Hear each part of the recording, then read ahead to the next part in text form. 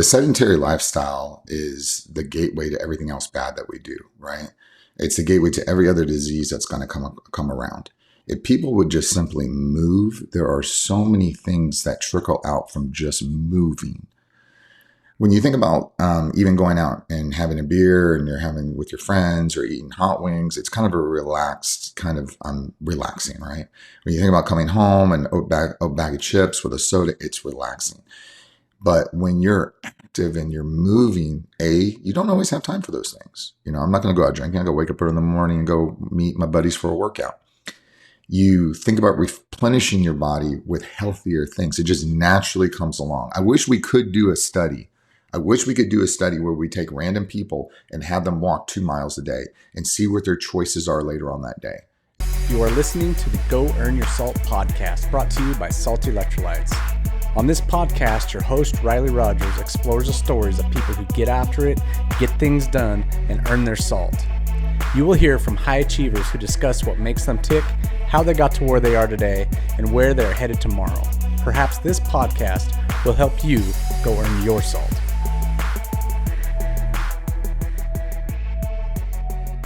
Today we have Joe Spinell, the man himself, on the podcast. Joe and I met through a mutual friend, Tim Freeman, and Tim's actually going to be on here. I didn't tell you that That's awesome. but he's going to be on here in a couple weeks, so I'm super excited to talk to Tim. But I got interested as Joe and I have had conversations over time in his expertise in coaching. And Joe's a high-level coach, and he studies the art of coaching. And so we're going to talk about that today. Joe, welcome to the show, man. Yeah, thank you so much, man. I appreciate being on. Yeah, no, I'm super honored. Tell me what life was like, man, as a kid, and what was it like growing up. Who's Joe? Yeah, so I was born in Rochester, New York, and to a single mom, and she met somebody, and he took her on out to California. And so, although I was a year in New York, and I would return to New York one day, but from a huge Italian family too. We're talking lots of cousins, lots of aunts, lots of uncles. Never really got to know them. We moved out to California, ended up in San Diego, specifically Vista and Oceanside is really, really where I grew up. And, we didn't have a lot of money. My dad was a door-to-door shoe salesman, and my mom worked at a factory where they basically constructed hinges. So if you have the hinges on your cabinets, that's what she did. She made those. And cool. She was proud of it, man. She was proud of having that job and making money. And it wasn't a lot, but they did their best to provide. They gave me a good, strong work ethic. And my dad always emphasized education above everything else. My mom did too. I think she might have I think she finished the 9th grade. And so she wasn't really a highly educated woman, but she definitely had an amazing work ethic that I carried into athletics after that. You had mentioned off camera that, was it a stepdad or something you had later? Yeah. So what it was is, it would be a whole separate, probably psychology podcast that you'd want to talk about him. But my mom had me as a single mom. I guess she was given an ultimatum: get rid of the baby or I leave. And she decided, well, I'm going to keep the baby. So it was about a year, and then she met my father, who would later on actually officially adopt me. And he was a door-to-door shoe salesman. At that time, he worked for a company called Fuller Brush. And so these guys would go door-to-door selling just all kinds of different products, everything from soap to curtains, you name it, they sold it. It's like basically you came around with almost like a Sears catalog, would take your order and deliver it. Kind of very old school. Parents were both much older. He actually had 3 older sons from a previous marriage that were old enough to be my dad. So these are older folks. It's kind of like growing up with grandparents more than it was. My mom was 38 when she had me. So you can imagine a lot older. Yeah. And so he met her, and I really think he saw like easy target. I see a woman in need who has very little resources, and kind of just took control of things, moved her away from her family. You can see the kind of pattern here that you always hear about. And she was stuck with this abusive man, unfortunately, for her entire life. And yeah, it is what it is. You learn a lot of lessons when you're in a abusive type environment. But I used to always say, and it made fighting easy for me. You grow up as a very angry kid, and you grow up in a situation of physical abuse. You get into a fight with a kid your age, it's nothing. It's just a joke. And I have a 250-pound monster waiting for me at home. So it's, and I don't say that as a sad story. I say it as, even at an early age, when I would have a lot of things that I didn't even realize were that bad, my brain somehow made a good thing out of it. I never saw myself as a victim. I never saw myself as, oh, poor me. Never wanted to go home, which made going to practice really easy. Coaches were like, "Why are you here? Why are you here so late?" I don't want to go home. But it Yeah, was, oh, it man. was, it was, it was, it was good. It was good. It gave a kid with average athletic ability so much more, because I put more time in than everybody else did. And it wasn't a conscious decision. It was just what I did, and it really worked out for me for my whole life. I mean, I am where I'm at now today because of all those things that happened early on. That is a fantastic perspective on that, man. I yeah, we haven't talked enough to know, but I have a very similar background.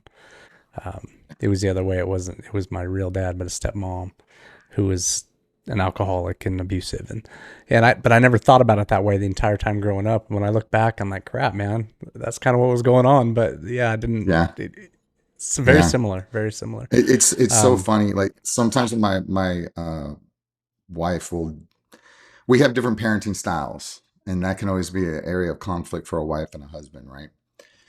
And my famous saying to her is, the more you help, the more you hurt. We don't want to be abusive, but the more that we do, the less tools these kids are going to have. When you take it too far on the other side, yeah, there's bad things that can happen. Absolutely. mhm. Either end of the spectrum is a bad thing. It's just hard being a parent, finding the middle spot.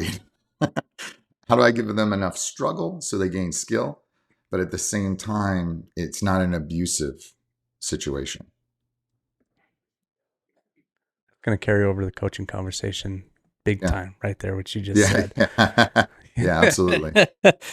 um, Tell me this: you're in the medical field, you're in emergency medicine, and what took you that direction? The truth of it is something I used to feel was very embarrassing, and I wouldn't tell anyone. When people say, why are you choosing emergency medicine? Oh, it's the most instant way I can be involved in somebody's care. I have an innate ability to make quick connections with people. It's all bullshit. The truth of it is, the old TV show ER. And I would not want to tell anyone that. There's so many things in my life that I took that avenue because of TV, books, comic books.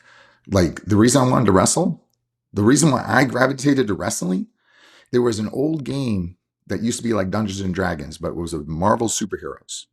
Okay. I think that was the name of it, Marvel Superheroes. And like Dungeons and Dragons, it has a profile for each character. Well, under Captain America, you know what it said his abilities? Olympic class wrestling.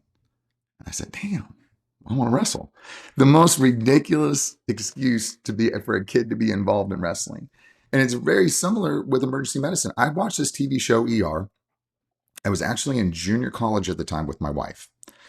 And not really knowing what direction I wanted to go in, but knew I wanted to be a police officer at that time.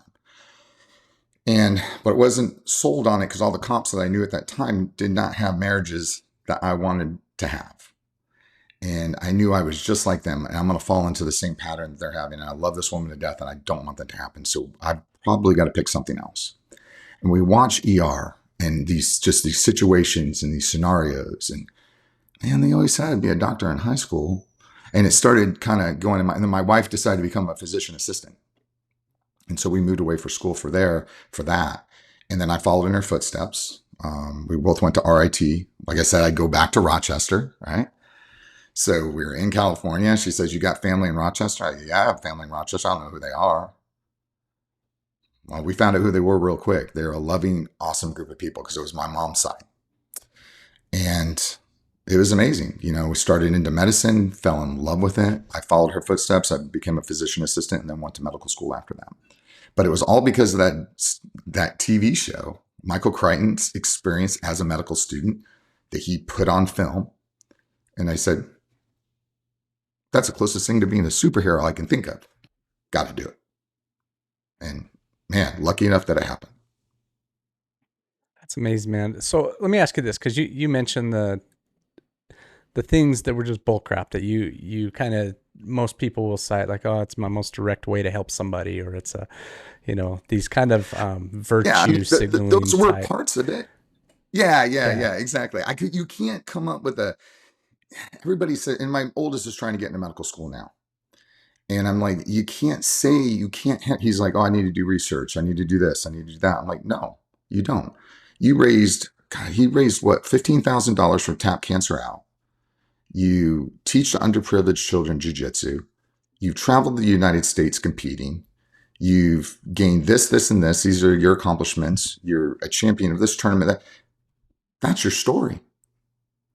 Everybody does research. Everybody does a scribe in the emergency department. You have a completely different story. So you need a different story. Just my story at that time was a little embarrassing because I thought it was, until I talked to, I talked to older ER docs.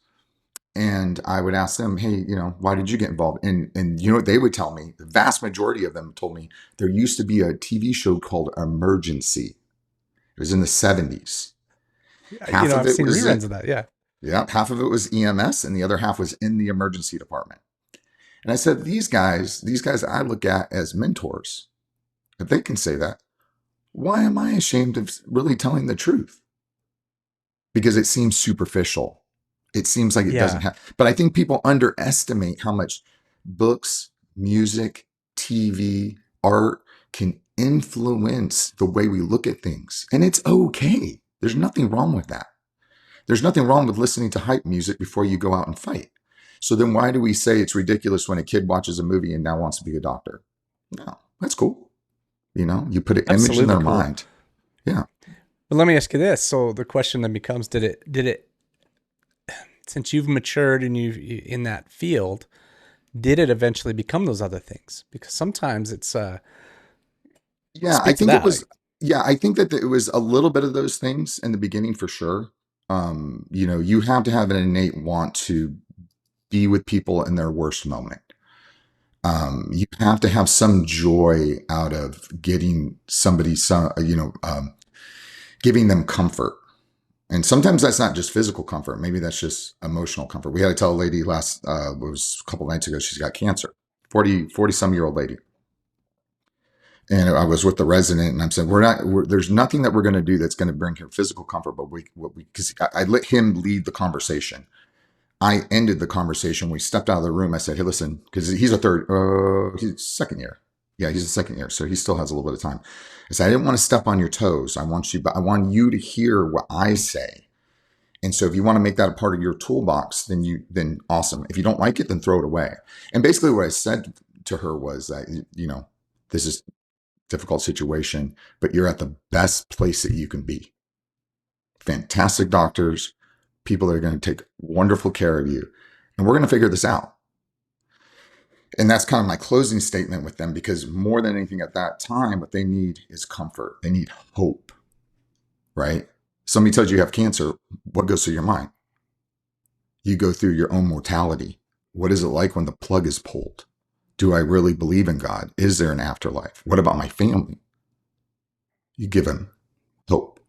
And so a lot of things that we give people and in that setting isn't necessarily, fixing a bone or curing their cough or giving them an antibiotic. That is a vast majority, but the times that you actually make huge impact are sometimes those conversations. I didn't fix anything. I didn't make anyone better, but hopefully that conversation had started her journey, which is going to be a very difficult journey, off on the right foot. So that was a part of some of my experiences being with different people. And I said, wow, if I can continue to do that on multiple levels. Sometimes it's just telling somebody you got a pneumonia and they're like, thank God, now I can take an antibiotic and get better. Or, hey, this is busted. You're out for 6 to 8 weeks. Here's some pain medication. Oh, I feel better. It comes in all different forms, but I didn't know that was something I wanted to do, because to me, other than being a police officer, which I got pretty disillusioned with, that seemed to be the best way of being a superhero. That's the only way I could put it. Beautiful. Do you, when you're in those situations, and you're giving somebody hard truth, do you find that it's maybe easier on them if you shoot straight with it and just like, look, for this lady, for instance, this is going to be a hard road, Yeah. but you're in the best place. Like you said, you're in the best place possible. Right. And we'll Right. figure it out. I mean, how do people react to that? Do you find, let me tell you where I'm coming from for a quick second before you answer. Yeah. Please, okay? please do. Sometimes I think in the effort to be nice, we kind of pussyfoot around things and dance around a subject, and it becomes so vague that then people are confused and then they're upset more. When if you just shoot straight with them and tell them exactly where they stand, there's almost this relief of like, okay, now at least I have a good footing and a place to start. Yeah. I think it goes to it goes to like what I call draining an abscess. Because when I have a medical student or a new resident that's going to drain an abscess, right? They're going to numb an area up. They're going to take a blade. They're going to open it up, and they're going to get the pus out. When they are so afraid of hurting the patient that they don't make a good enough local anesthetic, when they don't make a big enough incision, when they've made it harder on themselves because they were afraid to inflict pain in that moment. But you got to understand that pain in that moment is going to give relief later on. You can't control how, I always think of that analogy. I think it's called the circle of influence. We have the things that we can control, which is essentially our reactions. The things that we can influence, which is very small. And then everything else. And we can't control that. So in some of these conversations, you can't always control the way the person's going to react or how it's going to, how they're going to take it. But I actually think it belongs in that little tiny sliver, that little tiny pie of influence. And the only thing you can truly control is how you are going to deliver that news.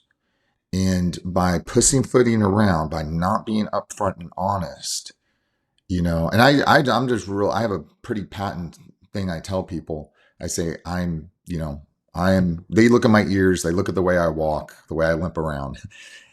And I say, as you can see, I'm pretty much a knuckle dragger, right? I'm an educated knuckle dragger, and I'm not going to sugarcoat anything for you, but we're going to figure out the best way we're going to navigate this. Your heart's failing. You got fluid in your lungs. You can't go home. But I'll tell you what, you give us 2 days to do what we need to do, and we're going to get you back up on your feet. And so you always hit them with the truth. Because if you don't, somebody else is, and man, you just failed that person. It's the same thing with athletes. And I tell every single athlete, I will never consciously lie to you. So when I tell you, you did a good job, you did a good job. When I tell you, you did outstanding, you did outstanding. But I am going to tell you when you effed up. Because if we don't address it, we can never fix it. And that me doing that is out of love. That's because I love. Because if I don't care, I'm not talking to you. I'm not telling you did good. I'm not telling you. If I'm giving up hope on you, I'm not talking to you at all. But when I do, it's going to be direct. It's going to be honest, and we're going to fix it, or we're going to encourage it. And I get that constantly out of Eli, my middle son. I'll tell him he did something good. He won't believe me. I'm like, bro, you did. Well, I lost. Yeah. But listen, you did X, Y, and Z. You improved on this, and this. And he might win a match and come off, and I go, dude, you look like dog shit. Huh? Yeah, you look like dog shit. We got to go watch the video later on, okay? But he knows it's out of love. I know he has certain goals, and if for us to get to those goals, we got to address the weak points. And addressing them softly, and I mean, there are certain personalities you might need to do that with. Again, that's that influence side. But the vast majority of people direct with love, and it's going to work, at least in my experience. Man, there's a scripture that says, speak the truth in love, right? And I think that's exactly what we're talking about. Yes. Yeah. Man, talk to me about this. Now, I want to kind of segue into the athletic world because that's the majority of what we're going to talk about today. Sure. But I want to do this from your medical experience, right? I'd mentioned to you off air that my father used to get after me going, "Hey man, you're doing this jujitsu game and Yeah. you're in your middle 40s and aren't you too old for this?" Right. And my Right. response to him was always, you know what?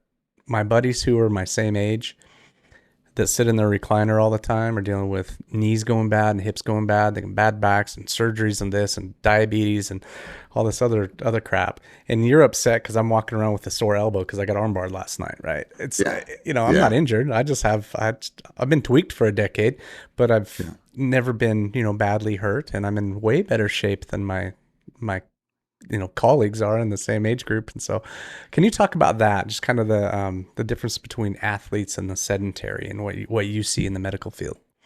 Oh, yeah, absolutely. I mean, the sedentary lifestyle is the gateway to everything else bad that we do, right? It's the gateway to every other disease that's going to come around. If people would just simply move, there are so many things that trickle out from just moving.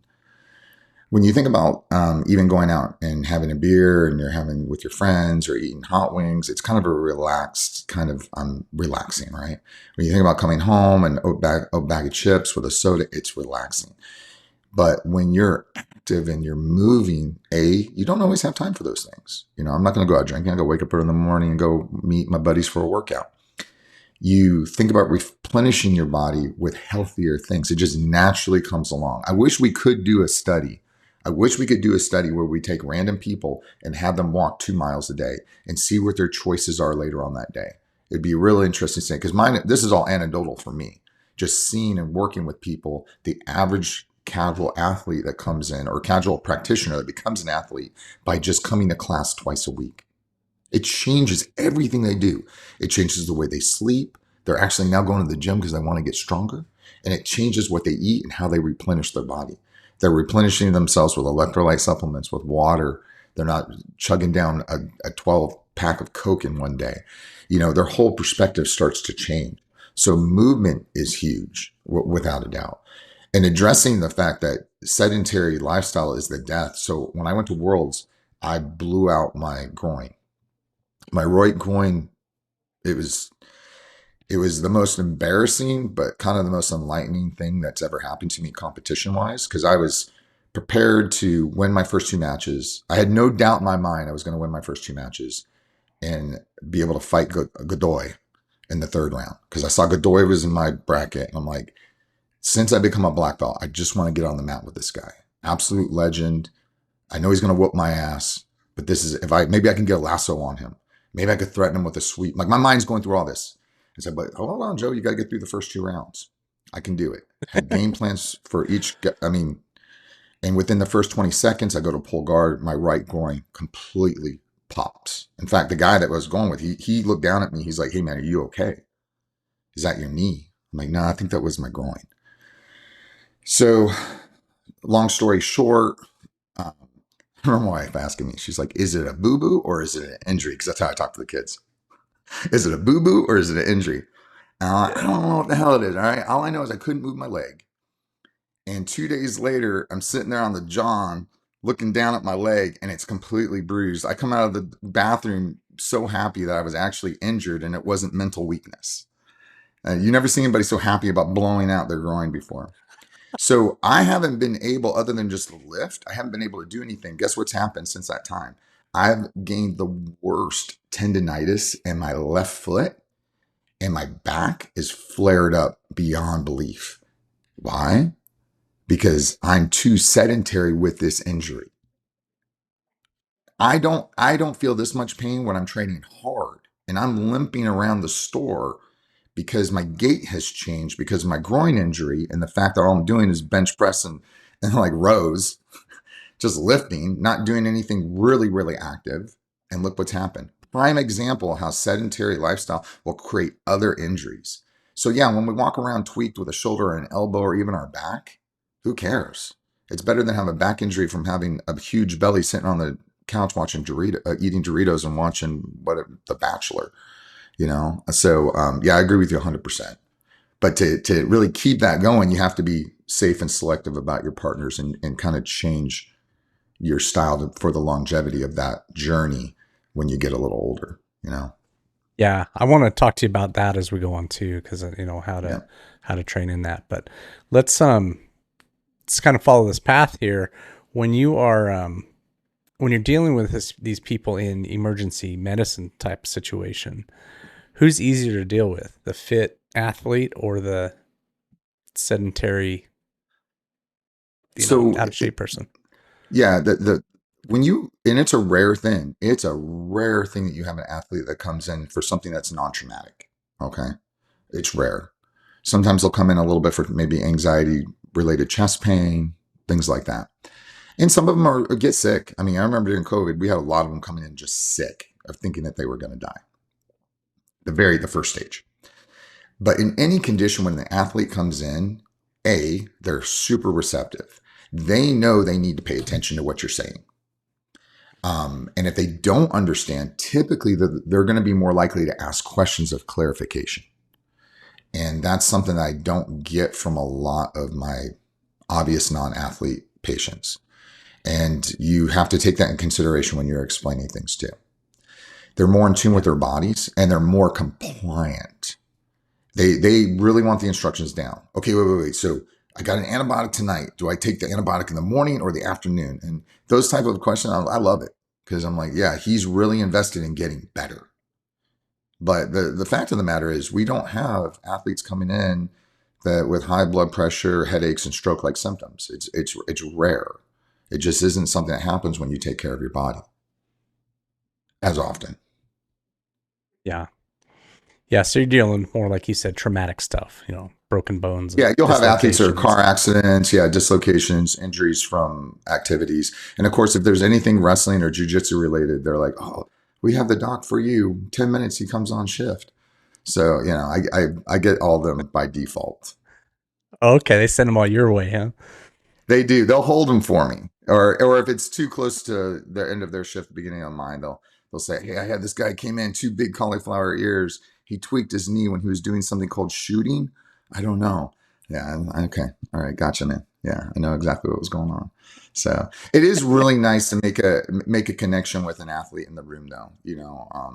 I'm pretty identifiable. You can't see it with my headphones on, but it's the old patients think I have a birth defect, and the young ones know that I wrestle.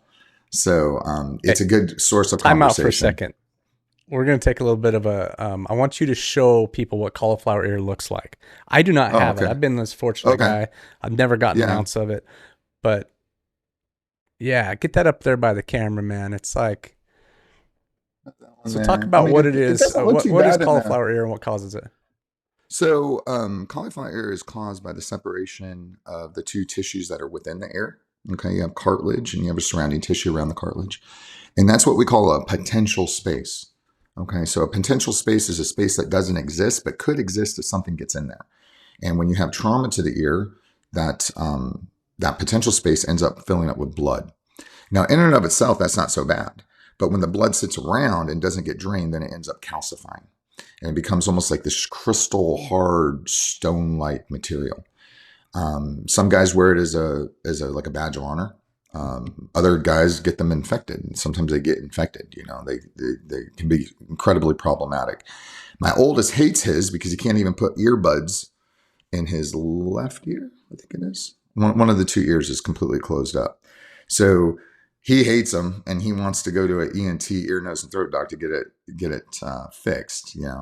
But because he has his more in the canal.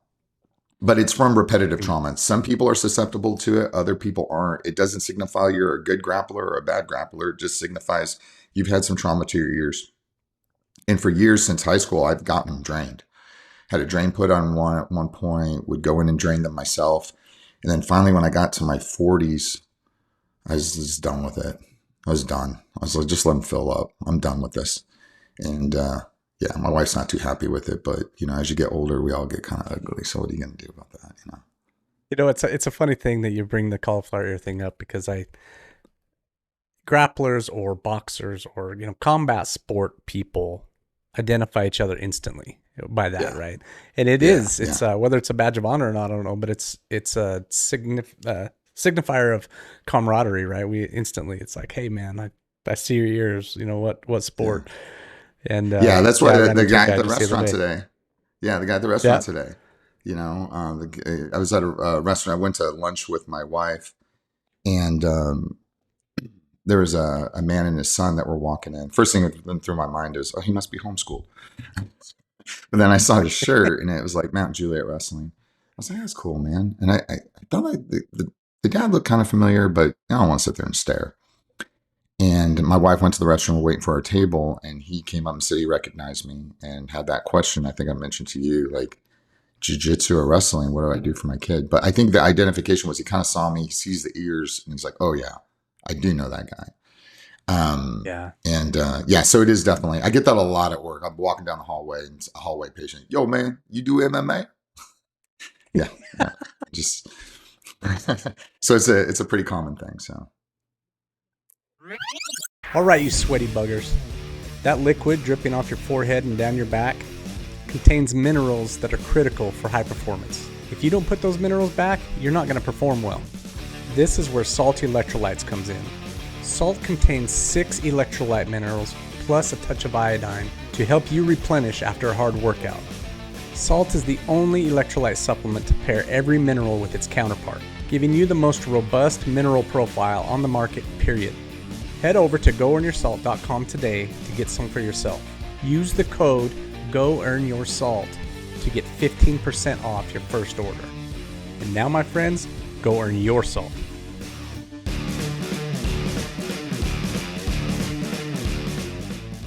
Yeah,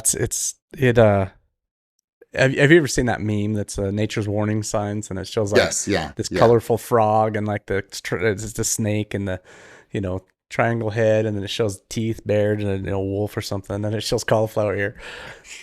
I think the cauliflower definitely says at least somebody's had some time in the combat arena. I sent that to my oldest son, and he said, mine still suck because he can't put the earbud in. But, He's kind of bitter it's about it, huh? he's a musician also, so it makes it a little bit harder for him. He's in college right now he has a music scholarship as part of his. Luckily, he did really well in school. We don't pay anything. He has an academic and music scholarship, so his ears are kind of important. Yeah, but yeah, good thing is he's just started. When he was done with his competition career, it was a really hard thing for him because he knew at the end of high school, and we traveled everywhere, and he was just absolutely amazing competitor, and he knew that was coming to an end with the commitment that he had to do in regards to college if he wanted to go to medical school. And I told him, like, listen, man, jiu-jitsu's given me as a dad, as a parent, everything I'd wanted to give my son. You've learned to defend yourself. You've learned to teach. You have set goals and you accomplish those goals. I remember when we were setting goals, he's like, I want a double gold at an IBJJF tournament with more than 3 people in my division. Yeah. Okay, pause for a second. That's an inside joke for non-jiu-jitsu people. We have these tournaments, and the IBJJF is a governing, well, not a governing board, but it's an association of tournaments, right? It's yeah. How do you phrase that? Yeah. Yeah, and so I say it's the flagship of our sport. Like it or don't like it. And the masses' eyes, it's the flagship of our sport at this moment in time in gi. Yeah, but the joke there, and the kind of the funny thing you said, is a division with more than 3 people in it, because it's divided up between skill level, belt rank, and weight class. And sometimes you get into these tournaments and you might be the only guy in your division. And so then they'll move you to another division, and sometimes, it's me and 2 other dudes, or me and 1 other guy. And so you got this podium, and people are like, yeah, I got first or second place in this tournament. It's like, yeah, but there was only 2 of you. He did that. He said that at we were at the airport, and there was this little old lady sat down next to him, and I don't know how she's started talking to him. And so, what do you do? Why did you come to New Orleans or wherever we were? And he said, oh, for a jiu-jitsu tournament. She's like, oh, very good. How did you do? He's like, oh, I took 3rd. She's like, that's fantastic. And he looked at her dead in the eye and said, there were only 3 people. I'm like, listen, man. Well, I also told him, like, listen, she had so much enjoyment talking to you, and she had so much fun. Young man coming to New Orleans, wherever it was we were, and you just ruined her day. You just spoiled it for her. I said, it's okay to tell the story, and you don't need to say the whole story right now. Never a training partner or a friend, but it's a common person just enjoying your story. Learn to tell a good story. It's okay. He's just, that's not his style, man. It's not his style at all. So, yeah, pretty funny. But I told him, you did all these accomplishments, as far as what I want jujitsu to teach you, we're done. We're done. And that really got solidified when he came home from, I think it was a chemistry class. And I said, hey, how's it going, man? And he said, it's a pretty tough class. So I got to figure this one out. We're done. We are absolutely done. You're not blaming it on the professor. You're not blaming it on bad material. You're not blaming it on the syllabus. You're taking ownership and saying you need to figure it out. We're set, bro. I said, you're going to do fine in medical school. Well, why do you say that? Because I'm seeing things that you're doing that the average person doesn't do. And I'm telling you, it's not because of me. It's because of jiu-jitsu. It's because of time that you spent learning ownership. And I mean, that's the truth of it. Now he's thinking about doing some competitions right now just because he's teaching a lot. But I just, he's going to graduate a year early. So he's got a little free time on his hands. So I don't know. We'll see where it goes. That's beautiful in a lot of ways, man. My wife and I have talked about that a lot over the years. We're not trying to raise good kids. We're trying to raise good adults, right? And so when you're talking about him processing this stuff and not blaming the professor for it being difficult or the curriculum, just saying, like, I'm gonna have to figure this thing out. I haven't cracked the code yet, but that's my job now, is to crack the code, right? That's because I've done it before, and I can do it again. It just takes time, and that's not something that you can see and know. It's something you have to experience to live it. You have to go through that to truly believe it, to live it. You could see it in a movie, you could read it in a book, you could see it with a friend, but unless you've experienced putting something in and eventually getting something out unexpected, you don't believe in in your heart don't believe in the process. But once you know it's real, you'll set it for every aspect of your life. And then there's almost everything I can achieve within reason. It just takes time. It might take me more time than the next guy, but all it takes is time. And I got to figure out how to cut that time shorter. There's secrets to that. Let me figure out how to do that. So it's phenomenal when you see that play out in real life outside of your own life. And good job, Dad. That just makes me happy from a dad perspective. I'm like, I know the joy that brings when you just watch your kid just figure something out. It's like bigger than any tournament, bigger than any medal, anything else. That is, because that's life right there. These other things are just games that we play to give us skill for life, right? That life is the real game. And when they start doing those type of things, then it justifies the therapy that they're going to need in the future, because all the stuff that happened now. I love it. I love it, man. Well, talk about this, Joe, because a lot of the reason I wanted to talk to you today was from a coaching perspective, man. What makes an excellent coach? Man, there are so many different little things that make a good coach, but I think there's one pinnacle. There's just one thing that can tie everything in together. And to make it more romantic, I would say love. That's what it is. You can call these different things: investment, commitment, whatever, but it's love. If you have love for what you're doing and the people that you're working with, you are going to find all the other things, such as patience, such as active listening, such as, man, I teach that technique one way, but I love this group so much. How do I do it better? Where do I need to go? What do I need to do to get my athletes to get this technique better or this approach better? But it all comes out of that dedication, that discipline, which sprouts out of love. And think about it. You can't be an effective coach if you're teaching a sport you don't love. If you don't have a sincere interest in that sport, I really don't know how effective coach you're going to be. If you don't love your athletes and what they're learning from this, I don't know how effective coach you're going to be. So I think, in my opinion, that's the key thing. That's what drives all the things you do outside of the training room to make you a better coach. Do you, you're talking about love, right? And then love for the sport, love for the people. How does that come across? Because we've all had those coaches that. Now I'll give you an example. My jiu-jitsu coach, man, that dude would tell me the truth. Sometimes it cut deep, and I had to contend with it, right? I had to sit there and really, like, sometimes it hurt, man. But in the Yeah. long run, I was like, gosh, I am so glad to have this dude in my life. Speak to Yeah. that.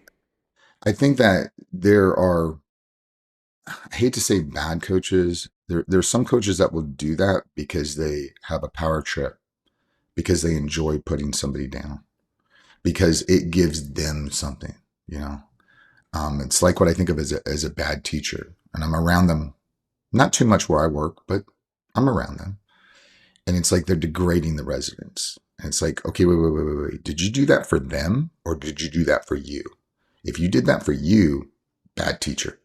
If you did that to them out of love, okay. Did you ever see the movie uh, Whiplash? No. I tell every coach and every athlete, watch the movie Whiplash. When I talk to my oldest son about his dedication and why he's such he's insane. He's psychotic with his dedication. And this movie was kind of the nidus for him realizing I'm not doing enough. But from a coaching perspective, that question that you just asked, watch that movie and you can see the main instructor and say, is he doing that for himself or out of love? And I think that's the main thing.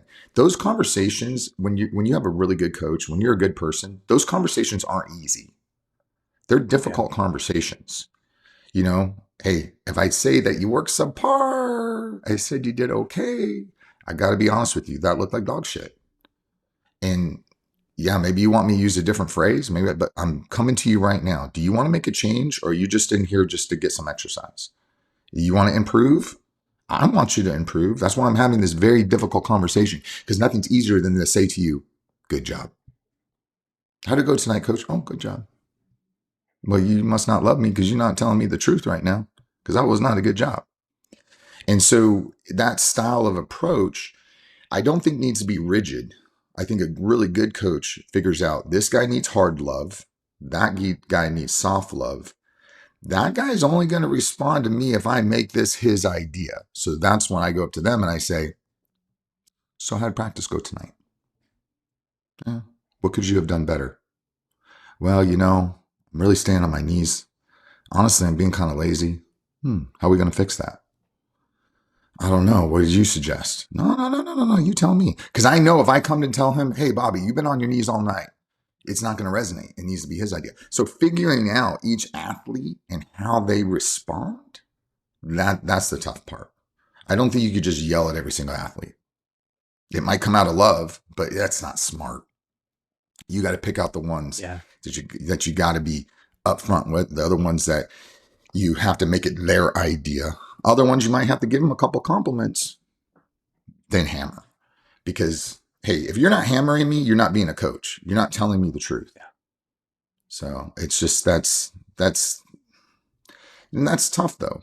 That's tough. But that goes back to my dad, the monster, right? Because he would say that everybody that comes in isn't trying to buy a computer. And if you try to sell everyone a computer, you're going to be poor. So what do? You got to figure out what everybody wants. And as a coach, you got to figure out, and I've seen very rigid coaches. It's my way or the highway, but I've seen the best. I've seen world-class coaches. That's not how they coach. They figure out each athlete and they figure out how direct do I need to be with him? How do I need to be with him? How do I need to be with him? Because if you don't have a different style for each personality, you're not going to resonate with them. You won't get in their mind. You won't make them have that decision. And I think but that again, where does that come out of?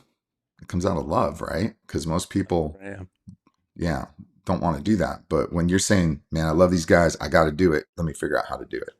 So, just I think that even goes deeper. Would you say it even goes deeper where it's not just that individual person hears it a certain way, but it's day to day. That guy can be in a mood. I had a student the other night, and this is what kind of brings this up, is I could just tell he was off. Right. And in the situation, and it didn't work out where I was able to talk to him. But I said goodbye to him. He kind of went. He left early, and I I touched base with him later, and I just person to person over the phone, and I said, "Hey man, what was going on tonight? You just seemed off." And he says, "Man, I just wasn't in the headspace to be in there training tonight." And this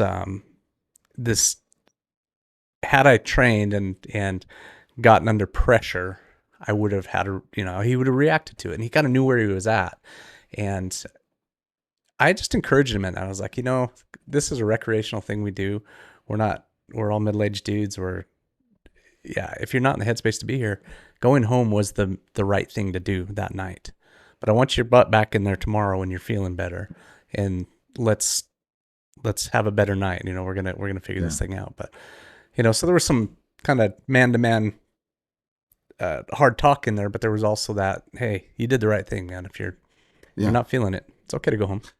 Yeah, and then sometimes, like, this is a bad habit that we get out of wrestling, and I can understand it in the tournament setting because that athlete is going to need to wrestle in about an hour, maybe from now. They need to make some adjustments. But coaching the kids the minute they get off the mat is the most ineffective time to do that. And on the flip side of it, there are certain athletes that you can address things with right away. And there's other athletes that, you know what? I know this guy. I got to give him space. And then I need to ask what's going on, have him come up with the solutions because it's not going to be effective right now. And so, yeah, I mean, it's probably a blessing that he walked out. You didn't have a chance to talk to him right then. You know what I mean? Because you don't know how effective that conversation would have been. And the one thing that always is is the variable, right? Is that we as coaches make mistakes. We misjudge, we see things wrong, we talk the wrong way, we don't resonate as well with this person. And I think the easy way out is to say, well, it's my way or the highway. And oh man, we're learning, just like the students are learning. We're learning better ways of communicating, better ways of listening, better ways of, just trying to figure out a situation and the best way to address it and the most effective for that person. We're not infallible. So we might be coaching, and I always ask myself that, am I coaching the best way I can for that individual?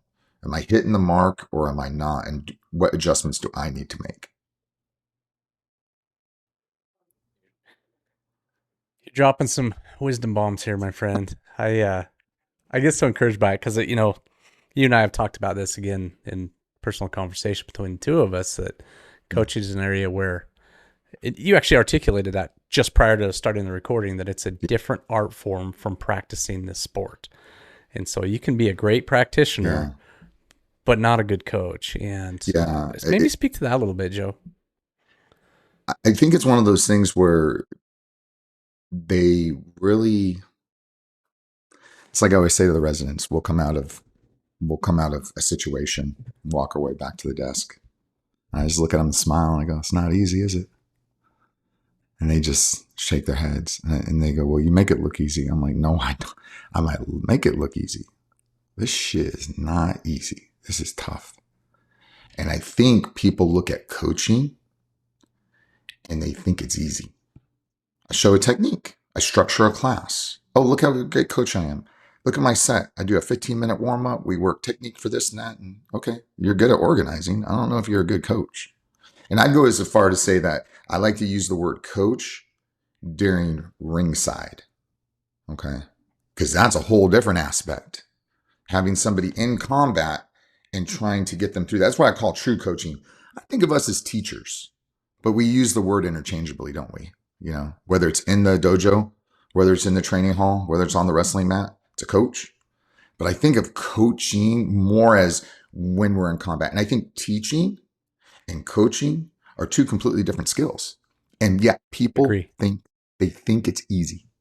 They think it's easy. And it's easy to show a technique. It's not easy to teach a technique. And what I mean by that is show a technique, show a concept, run a drill that allows your athlete to take their skill level higher. That's not easy. The language you use, it's not, and they think it's demonstrating. Well, I can do it, I've done this 100 times. Right? It's not demonstrating, man.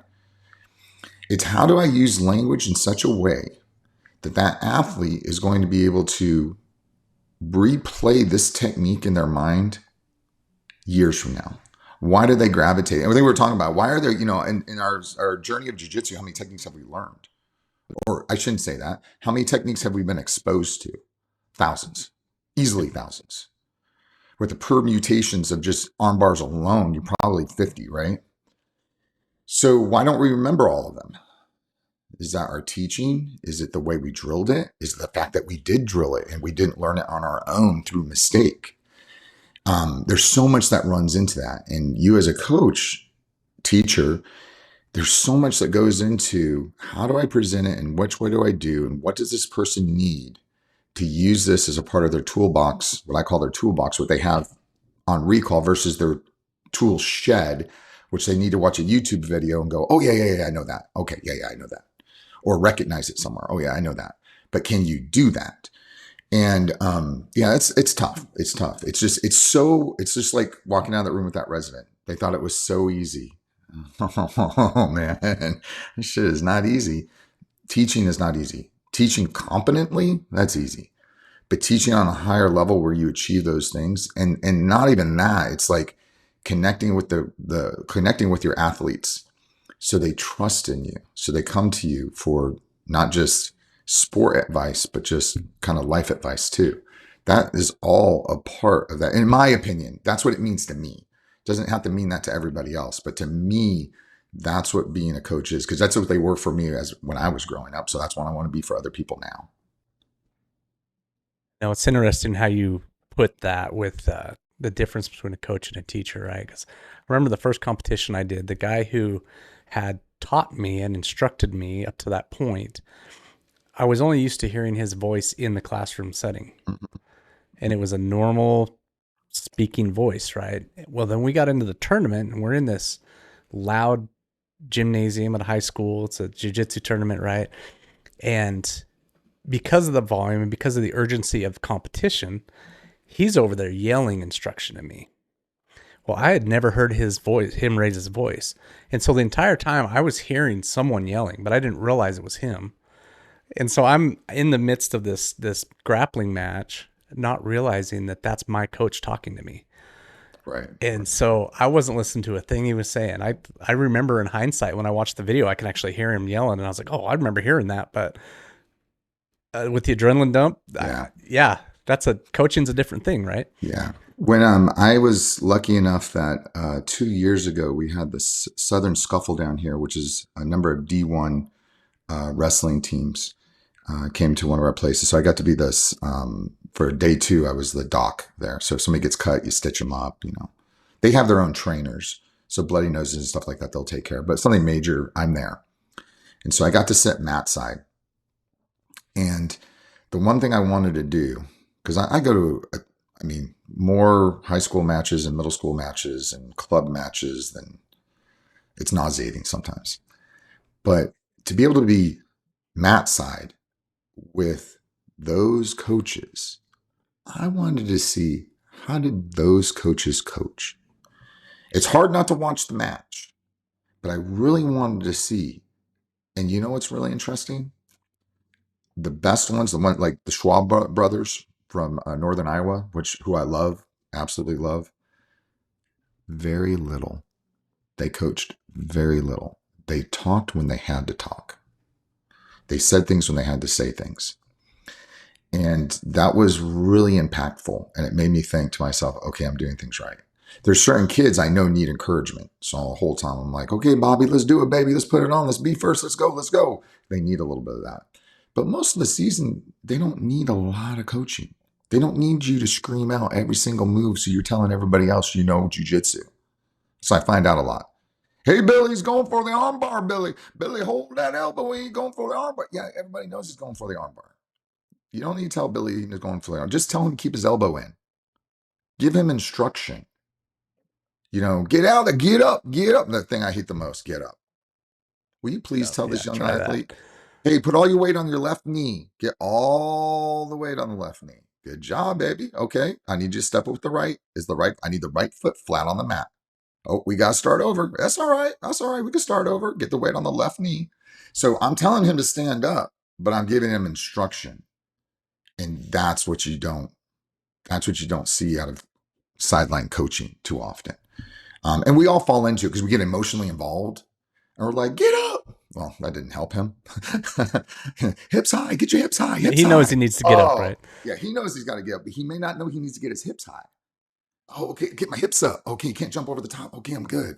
Put your hands, weight on the hands, weight on the hands, weight on your hands. Now hips up. And so you're really coaching them through that, not just telling them get up. Get the arm, get the arm. Well, why don't you tell them hook the leg around the head, keep your butt close, scoot your butt in. Not enough, baby. Get it in there. That's coaching. And just because you're a good athlete doesn't make you a good teacher. Just because you're a good teacher doesn't make you a good coach. And all of those don't make you a good business partner. So we can see how hard it is to keep a jiu-jitsu school open. Oh my gosh. Joe, switching gears slightly here.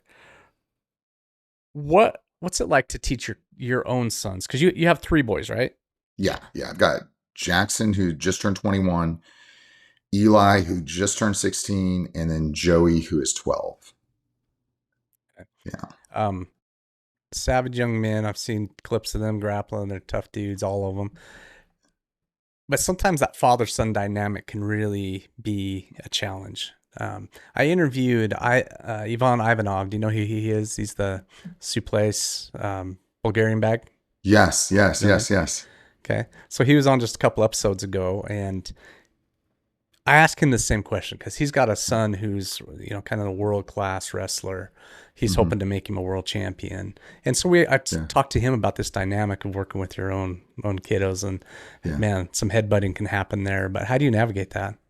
I think the one thing you have to kind of establish, and don't be afraid to revisit it, is what does the sport mean to your son or daughter? I'm going to use the word son just for a place, but of course this means son or daughter, right?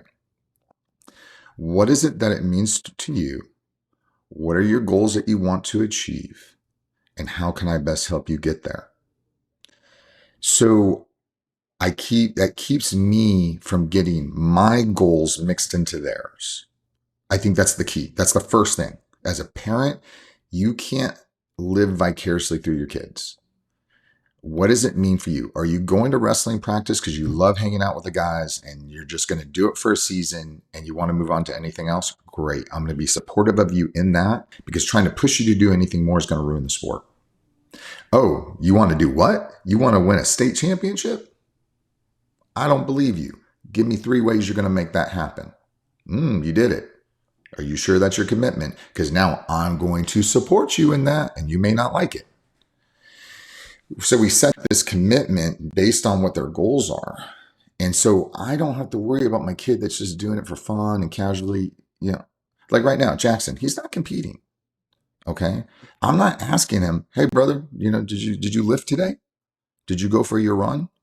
Hey, I got 3 things for you to check. You said you wanted to win like a national title. We need to do these things. And so I think it helps keep the friction out of that. And when friction occurs, it's like, hey, you set the goal. I'm being supportive of your goal. And we do not change goals because of situations. Because of adversity, we're not changing this goal. Now, when this time is ended, and we use the you might have heard it before, just we set goals based on, achievability and timing, and can it be measured? It's called the simple, but in any case, so our smart timing, goals, right? Smart goals, excuse me. So our timing, when that time is up, we reset. What do we want to do now?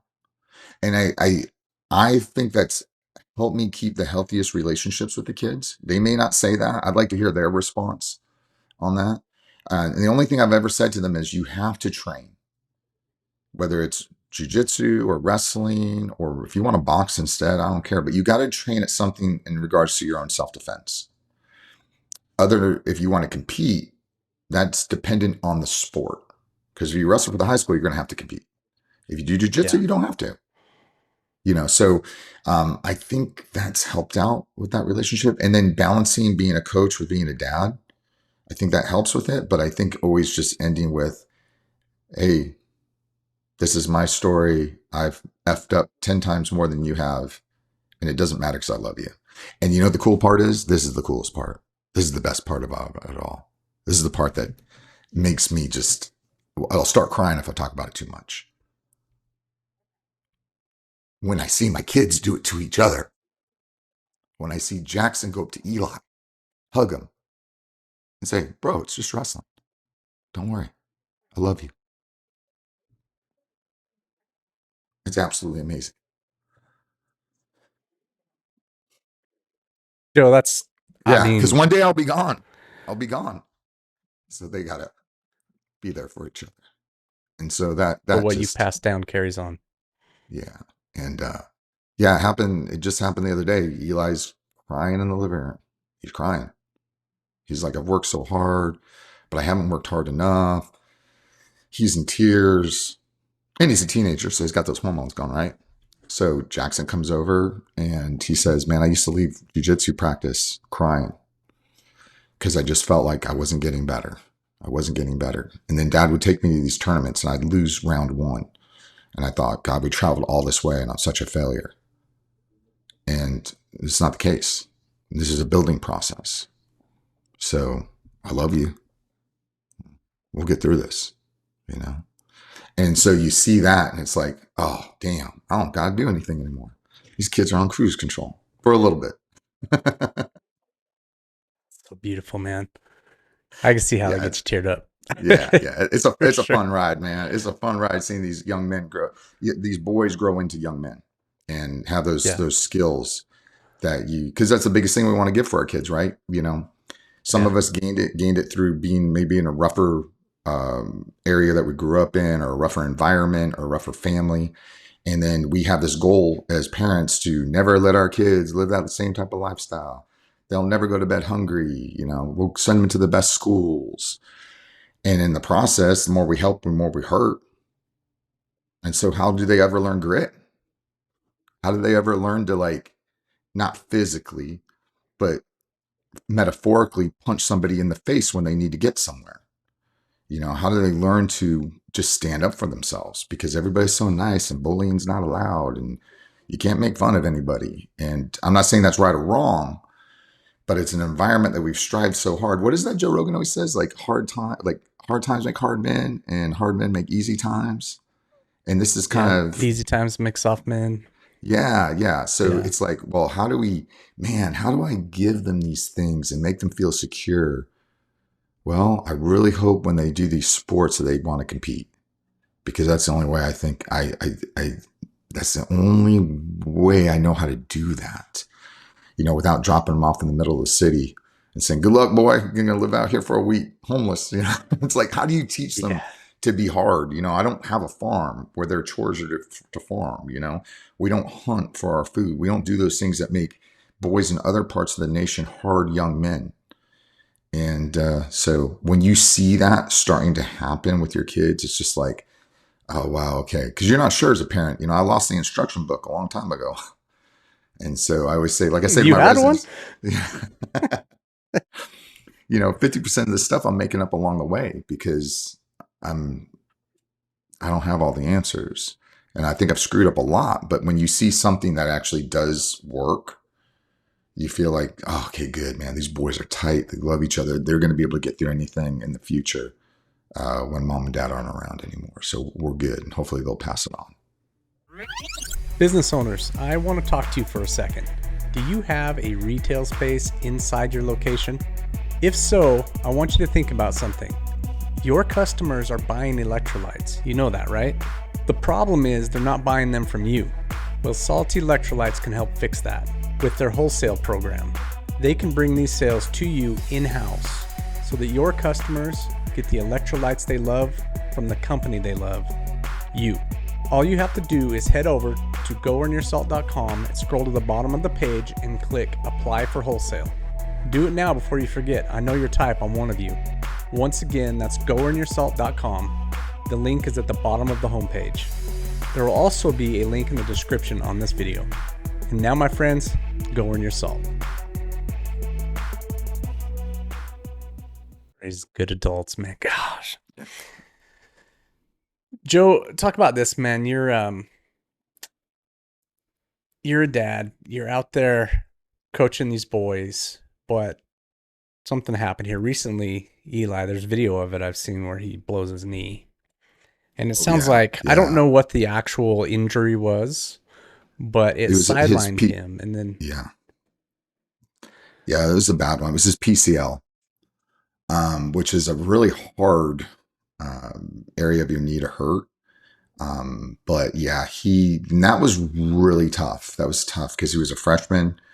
He had a really good, he had some losses because he was 215. He's going to be facing kids that are juniors and seniors a lot, but man, he had some amazing wins and he was starting to feel good, about himself. We're here at the state qualifier. He's going against a kid he knows he can beat and blows his knee out. And he was, it was pretty tough. It was really tough for him. And I felt bad for him, but I also know that this is a good thing. We can make a good thing out of this. Because it's that adversity, right? It's that adversity that he's got to go through. And up until this point, I don't think, I could be wrong about this. He was training hard, but when he came back from the knee injury and realized what it was like to have it injured and all the things it took to get him better and all the scans and all the evaluations, he has been a different athlete since then. It was a struggle to make sure that every day you're taking creatine. We're lucky enough, we know the owner of Anabolic Army, and which is a shameless plug. I should tell you about them. They're fantastic. But he does creatine, the BCAAs, he's taking those daily from them, right? Salt supplements. He's mixing salt 2 to 3 times a day, along with, he'll put some other supplements in there, right? Or maybe non-flavored creatine in there.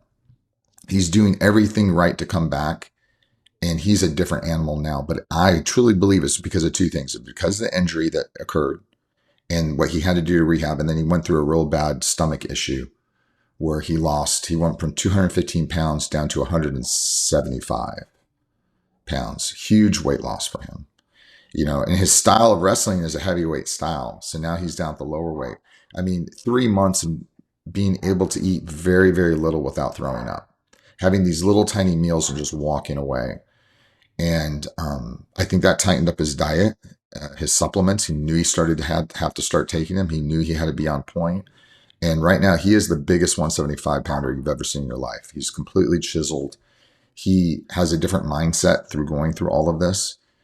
It was a struggle that has, I think, hardened him beyond anything that we could have done without those 2 injuries, without the knee and without the stomach bug. So it's been a blessing in disguise. The question is tomorrow, when he wrestles in his preseason tournament, how is he going to wrestle as a 175 pounder? Because he went to preseason nationals, but that's preseason nationals. That's a rough tournament. He won his first match, and then he made it to day 2 and lost in day 2. But that's the best kids in the nation. Excuse me about that. So it'll be interesting tomorrow how he moves and how he acts as a 175er in local Tennessee. Yeah, man, you're talking about this struggle he goes through from healing from the stomach thing, and those things can be demoralizing because you fight something like that for long enough and you start to feel like maybe I'm never going to get past this. Maybe this is just what normal looks like from here. And those are his words exactly. Man. Those were his words exactly. He's like, am I ever going to get better? Is this just how my life is? And while he's losing weight, constantly unable to eat, he would go out to lunch with us and he would get ill and diaphoretic. His hands would be so sopping wet because he was so nervous to eat in a public spot and throw up. And he's like, is this the rest of my life like this? It's frustrating. It's really frustrating. Yeah. How's he doing now? He's getting better. Again, with the supplements, with right now he can't eat anything greasy. He has not eaten fast food in 6 months, 8 months since he got sick. I mean, he just won't touch it. It's all grilled chicken, steak, right? I mean, he has the cleanest diet. It's absolutely amazing. The only thing he even eats that's bad is pizza. And he won't even eat Domino's. It has to be like he either has to Legit. make it or it has to be a legit pizza. And even then he doesn't eat that much of it. So he's doing better in regards to that. At least he's eating chicken now. He wasn't eating chicken at all. And it's been a struggle. We actually got him a therapist at one point because we didn't know how much of this was psychiatric. Like we knew the beginning stages was it was a legitimate illness, but we didn't know how much of this was almost like PTSD from being sick prior. How much of this is real and how much of this is carryover? And especially when you have thousands and thousands of dollars worth of tests, which you'll do for your kid if you have the ability to do it, you're going to do it to try to figure out what's going on and how can I help this kid out the best. But yeah, I mean, he's so much better now, and you should see him. He is. I know we haven't done a lot of videos lately, but he is just. Tim was actually a problem. I don't do a lot of videos. He said if it's not natural, don't do it. Don't try to make something that isn't natural. So we always just go for that natural thing that happens when we just happen to have our cameras out and our phones out. But it would have been a beautiful story to see his progression on video to give, because this other kids suffer from this. You know, it's not uncommon for children to have abdominal pain that nobody can figure out, whether it's constipation. There's a round ligament syndrome. It was funny. The head coach saw me last night. He's like, "Hey, is this what Eli has?" And he's so awesome, man. Our head coach at Summit is just absolutely amazing, Pete Miller. And I said, "Nah, we already checked him for that." He's like, "Oh, I heard this. One of the girls in my class has this. She just came back from like Nicaragua or something, and was at Children's Hospital with this, and it sounded just like Eli." I say, "No, man. I thought about that. That was one of the things that was on my differential, but unfortunately, he had something called post-viral gastroparesis that just got slowed down after having a really bad viral illness." And so, yeah, I mean, it's unfortunate that kids suffer from this. He's not the only one. And it's mentally, it's exhausting, you know, especially at that age. You know what I mean? It's one thing to get something when you're 8 years old. You don't even remember it, right? And, you know, there's so many other things. Right. But when you're a teenager with all these different hormones, emotions going on, expectations, and it's rough, man. I do not want to relive that for nothing. That's a rough time in life.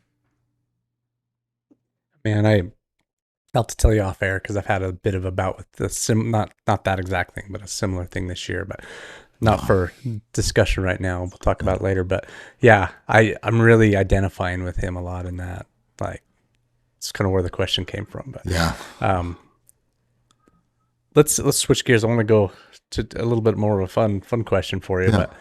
But you said you're 51 years old. Oh God, yeah. Right. You got these young savages you're raising up.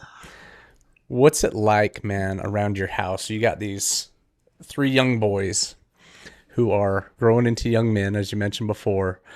And I see your videos, and it seems like you guys are screwing around in the house, roughhousing all the time. Yeah. And I bring it up because in my house with my 2 sons, who also train jiu-jitsu with me, the phrase of every day is from my wife, "Not in the kitchen, not in the kitchen, get out of the kitchen." You know, and I think Amy's given up on that. Yeah. I think she's What's it given look up like on around that. your house, man? Man, it is so much fun. These kids are. I'm gonna be so sad when they find. Luckily, Jackson lives at home while he goes to college, but when they all decide to go somewhere, I'm gonna be a sad individual because it's so much fun, man. Whether it's watching video on you know, watching wrestling matches, jiu-jitsu breakdowns, or just watching the stuff that, you know, ridiculous stuff that they're watching and the interactions between them, having them always like, "Hey, I want to try something on you," you know, but, you know, or "How do I do this?" Or, you know, like, "Hey, Dad, at practice today." Like, Eli was telling me about this thing he was doing last night, and it's a dream, man. It's a dream come true. You know, I mean, I've always wanted 3 boys, got that. I knew they had to train, but I honestly didn't know that the byproduct of just simply training and doing this would be this type of passion while we're at home. And it's great because little Joey still thinks he's going to kick Eli's ass one day. And that in of itself, because Joey's the cockiest he's not like the other two. He doesn't get nervous before he competes. He's ready to rock and roll all the time. Oh, no. I've never seen him nervous before he competes. He's ready to rock and roll. He has a different type of confidence. And he knows when he's going to lose a match. He's like, I'm going to lose against this kid. I'm going to beat his ass. I'm like, oh, really? Okay. All right. Let's see that happen. But he just, you don't like playing cards with him either because he talks all kinds of shit. He doesn't shut up. So it's different. So having him around is nice because he will instigate a lot of it. So it's fun, man. And it's fun. And it's great now because I'll come home and they might be just in the gym lifting, or they might be rolling, or I might come home and Jackson will be doing a private in the garage in our gym. And it's just, for me, it's a dream come true. It's just so amazing to have these kids, And the funny thing is I was sitting around one day. I was thinking, they played chess, they wrestle, the jiu-jitsu thing. They all want to be doctors. I'm like, oh man, am I kind of screwing up here? Like, what is it that they like that I need to get involved in? And just kind of like readdressing it. Like, oh, let's see here. Well, they like YouTube. I'll sit down and watch YouTube with them, but it kind of always gravitates to jiu-jitsu. They like video games. All right, so I got a Steam Deck, but it's not really compatible with the games they play. And my wife will kill me if I'm on the computer playing games. But they like Pokemon, especially my youngest, because he'll go and wheel and deal at these events, and like he'll buy one for $40 and sell it for $60, and then get the card that he actually wants. So he's a hustler. He's a legitimate hustler. Like I've seen him like, nah, we can't do that, and like just walk away. Thank you for your time. Walk away. And I'm like, okay, well, why don't I'll start doing this. And so now I'm more into that damn Pokemon card collecting than all these guys are. So that's another, you should see what I have upstairs. It's nuts. It's like a whole nother world. And it's just, but I wanted to do it with them because they like to collect, and this is worth this and this is worth that, and go to these shows. And so it's something non-jiu-jitsu. It's non-wrestling. It's completely separate that I wanted to do with them because it was an interest of theirs. So let me do something and now I'm more into it than they are. So it's even fun on that level. It's just it's a great house, man. It's great. I am so blessed. I love it. My oldest son, I've been a fly fisherman for the last 30 years, right? And he decides bass fishing is what he wants to do. I haven't owned a spinning rod for 30 years, right? And so But guess who now owns a bass boat and a set of rods to fish for bass? And it's ridiculous, man. Yeah. But yeah, we have a blast together doing that. But it's funny. It now is like a question that I think about when it comes to parenting is, okay, your kids do this and this and this. What is it something your kid does that you do? Because that's kind of to me, that's a really good relationship. You wouldn't look at any other relationship, right? It would be a one-way relationship. If it was everything that you want them to do, they do. Everything of their interest is your interest. What do they have that now you've invested your time into it? Because you have you hear that a lot about relationships. And it's like, well, if somebody likes something, how do you know you don't even like it? Why don't you try it? See what it's like. And show that investment, because that investment as a kid, my dad never did that with me. I would have loved it if he would have done that with me. Take something I like and show I don't like this, but I'm going to learn about it. Maybe I will, so I think that's a great thing that makes that connection tighter, which ultimately makes competing and traveling and cutting weight and doing all those nasty things that we have to do in this sport so much more doable, because now the person that's next to you isn't just dad. They're like really invested in your life. That it's not just he's obligated because he's my father, but he's actually somebody that, watches Mr. Beast with me, even though I hate that thing. But anyway, I'll sit down and watch it with him. And we'll have a good time watching it.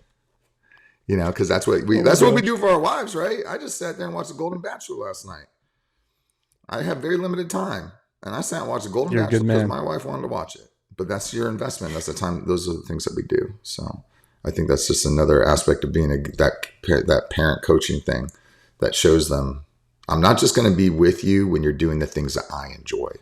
I'm going to be with you throughout this whole journey. It's a wonderful parent wisdom, man. Joe, tell me this. What was it like for you as dad the first time one of your sons kicked your butt on the mats? Oh, I was so happy. I was so happy. I still remember. I remember when Jackson legitimately got a choke in on me and legitimately made me tap. It wasn't one of those where I was giving it to him. It wasn't those I was letting him get position. I remember where we were on the mat was in the garage, and I laughed and I was so goddamn happy. I'm like, my boy is getting good. He's getting real good. He knows all my tricks now. This is going to suck. Yeah. This is going to suck, but I love it, man. I fucking love this. And he's whooping my ass more constantly and more regularly. And yeah, he's got my card. He's got my number. You know what I mean? And Eli, he has legitimately tapped me. He actually has with his damn ankle locks. Like he'll start off like an ankle lock. I can get you. I can get you in this ankle lock. And he's good from certain positions. He'll whoop my ass wrestling now. And I remember when that transition happened, we were drilling positions, and I'm like, holy crap, I actually cannot hold him down right now. Like I legitimately cannot hold him down right now. And I remember when that happened. Now, so Joey got some time. Joey has some time. I got some time to beat his ass. But he's still 12, right? He's still 12 years old. Yeah. But that's what happens. You can still whoop a 12-year-old's butt. Yeah, I can still whoop a 12-year-old's butt. And I was threatening Eli that I can knock him out, I think. I don't know how much power I can generate anymore as you get older. But I think that's like kind of goes back to like what you were talking about as far as at some point, you know, your training partners and how do you train jiu-jitsu as you're getting older? Because my son at 21, the way he moves, I can't keep up with that. He'll wear me especially in nogi. In nogi, I'm a dead man if I don't get a leg entanglement. And he knows the leg entanglement game too good, so I'm screwed there also. So it's just like, you know, how do you compete with these folks? How do you train with these guys? And with all the influences on Instagram about the debate on what is real jiu-jitsu and what isn't, who should be tapping to who, and if you're a real black belt, I think these guys fail to see that like any beautiful piece of art, it means something different to everyone. Like you look at a beautiful piece of artwork and it means something to you, it resonates to you. You listen to a song, a beautiful piece of music probably means 10 different things to 10 different people. And even movies, you know, what did that movie mean to you? You know, Stand By Me. Stand By Me probably means something so different to one person than it does to another person. And that's because it's a beautiful piece of art. And jiu-jitsu is the exact same thing. You know, I think as we get older, it's not the same thing. It means something different to me now. It's not about competition. It's not about grinding. Even though I love that romantic view of like just butting heads and ripping on gis and just big throws, but that's not what it means to me now. It means to me is meeting with my best friends for the afternoon class, getting a good workout in, getting maybe a tap you weren't expecting, having a good game with them, and then going home and talking shit to each other on the text. You know, it's just different. It's different what jiu-jitsu means to you, and that's okay. And that means your training changes. I don't train, like I'm very selective about my training partners now. It's not because I'm not afraid of anybody. I mean, I'm fearful of everybody in one respect, but on the mat in a controlled environment, I don't really, you think you're the first white belt to mark up my arms with claw marks or the first white belt to give me a black eye? Like I don't care. Yeah. No, I'm not. I'm going to train with guys, especially at my age now, that I know I'm going to be safe. I know I can go to work tonight. And I know I'm going to get better because we're working on things I need to work on. We're not going to sit in a control position for the entire round because neither one of us wants to lose position because we're afraid of losing the round. Well, you just wasted 5 minutes of my life. I don't need that now. Maybe I needed that when I was 20, but I don't need that now. So Yeah. it's different. And so I think that training really has to be different. If you want a sustainable journey in jiu-jitsu, I mean, you can go balls to the wall and you're going to burn out in a couple of years. And you're going to have true legitimate injuries, where you're not going to be able to really function the way you want to. Right now, I just hurt. I don't necessarily have injuries, but I hurt. My back hurts. My knee hurts, That's okay. You talk about going balls to the wall with your training, and it's not just jiu-jitsu, man. I had a friend who was a runner for a while. Yeah. Then he took like a decade off, right? And he's right around his 50th birthday. I was in the middle of triathlon training. I was running a lot. I was cycling. I was swimming, and I was in really good shape. And he decides he wants to start running again. But his theory at 50 years old was, I'm going to run fast for short distances and work my way up to long distances, but I'm going to go fast. And I'm like, bro, this is a bad idea. And we went out on a run, and we were about 3/4 of a mile in, and he's running, sub 8-minute miles in the low 7-minute mile pace. And yeah, we weren't even a full mile in, and he pulled a hammy so bad that it bruised from his butt cheek down to his back. He ruptured it. Yeah. Yeah, it was and it popped instantly, and he about couldn't walk back. It was a big deal, and I was like, man, I tried to tell you, like you can't just start out going crazy at 50 years old. Yeah, I know. That's so my time back will probably be in 2 weeks is the timeline right now to get back like on regular training sessions. And when I do that, at least that's the timeline right now, it'll be a round on and a round off because I'm going to fully recover before my next round. People have the false impression that you got to do these rounds and rounds and rounds and rounds and rounds. And we don't compete that way. We don't compete that way. We compete for 5 minutes and then we have time off. Pavel, are you familiar with him? The Russian kettlebell guy. He's a trainer. No. Pavel is absolutely amazing. And one of his best interviews, I want to say, was with Huberman, or it may have been with Rogan. But he breaks it down on something we've been doing for years. And the idea is, once you're fatigued, you're fatigued. But so many people try to train in the fatigue zone, thinking they're going to increase their FiO2, that they're going to increase their ability to handle that fatigue. When physiologically, there's nothing further than the truth. What we want to do is train so that fatigue zone is further away. And you don't do that by training in the fatigue zone. We go harder for shorter, recover, go hard again. It's almost like the reverse Tabatas. We find people that go for 20 seconds really hard and they get the 10 seconds off. And you watch their calorie count, their heart rate, and the recovery, reverse it, and look at what better of a workout they had. They go harder for the 10 seconds than they would have for the 20. They take the 20 off. Now they're getting the most out of the 10. So we're getting most out of our shorter segments. We're actually increasing our ability to get fatigued because we're not working in a fatigued zone. The idea of working in a fatigued zone and getting more conditioning is false. There's no proof. There's not one piece of proof behind it. It's traditional training. And so getting back on the mat, one of the best things you can do is go around and take 1 or 2 off before you roll again when you're first getting back in. But our mindset is every round, 10 round Tuesday. And I think there's a place for that. There is a place for a 10 round Tuesday. That's why I love Tim only does it once a week. But the majority of our training should be until you're ready that you can recover so you can get the most out of your rounds. You have to take that time off. And that's what guys don't do. So they come back after a 3-month injury and they're like, I'm going every round. I'm like, bro, sit up against the wall. Take some time. No, coach, I'm going. You're not going to be back next week. I know where this is headed. We need to ease you into it. You're not a Navy SEAL. You're not, an Army Ranger mentality. You're the average dude, and that's okay. There's nothing wrong with that. Let me manage how I know your brain is going to work.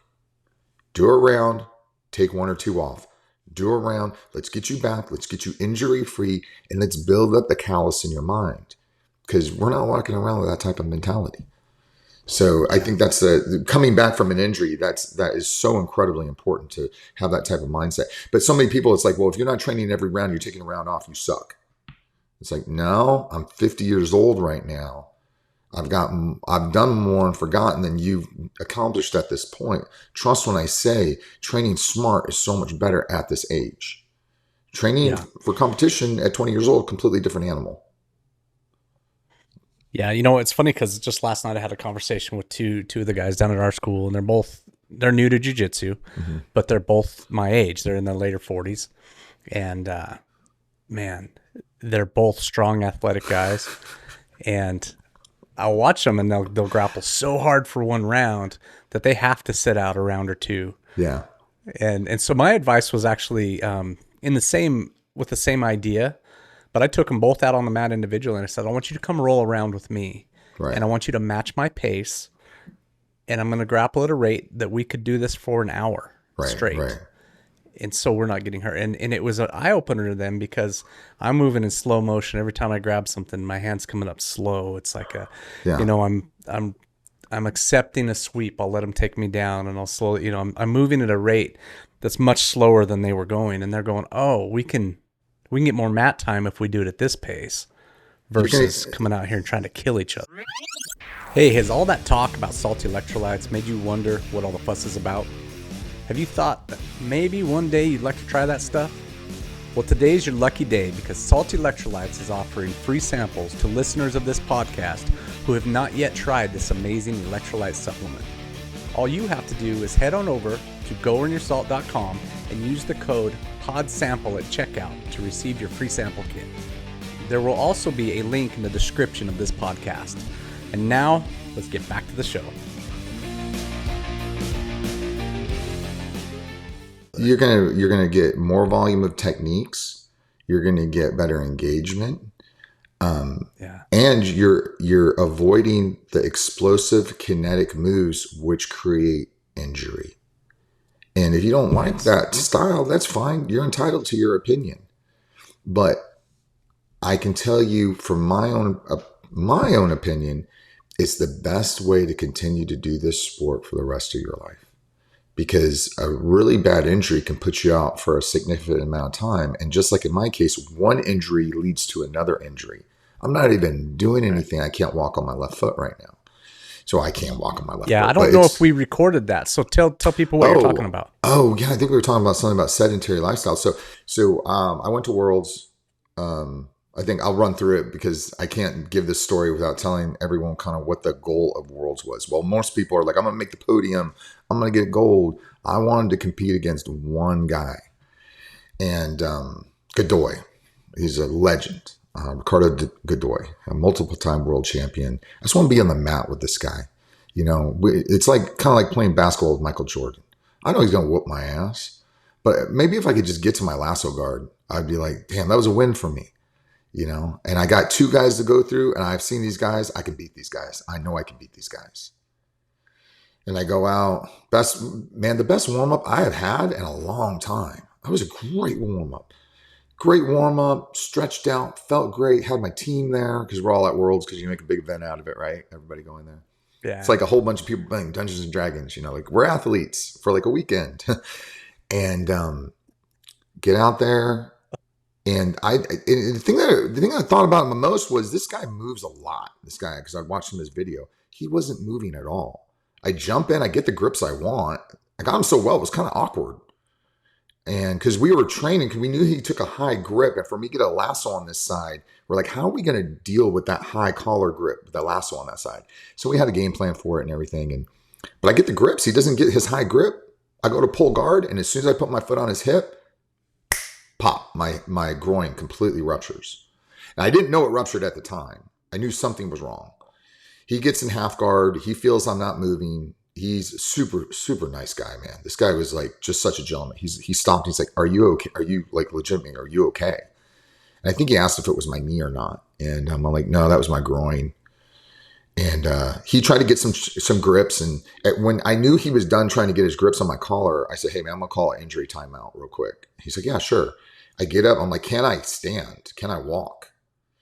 and it kind of spasmed on me when I got up, and then I walk. I'm like, oh, I can walk. I'm cool. And I go back down, and as soon as I went back down, I'm like, oh, it's my groin. So I come up with a game plan. I'm like, okay, I'm gonna let him kind of slip to my back, and I'll spin in his guard, and as most game plans, they didn't go the way I wanted it to, and so really disappointed.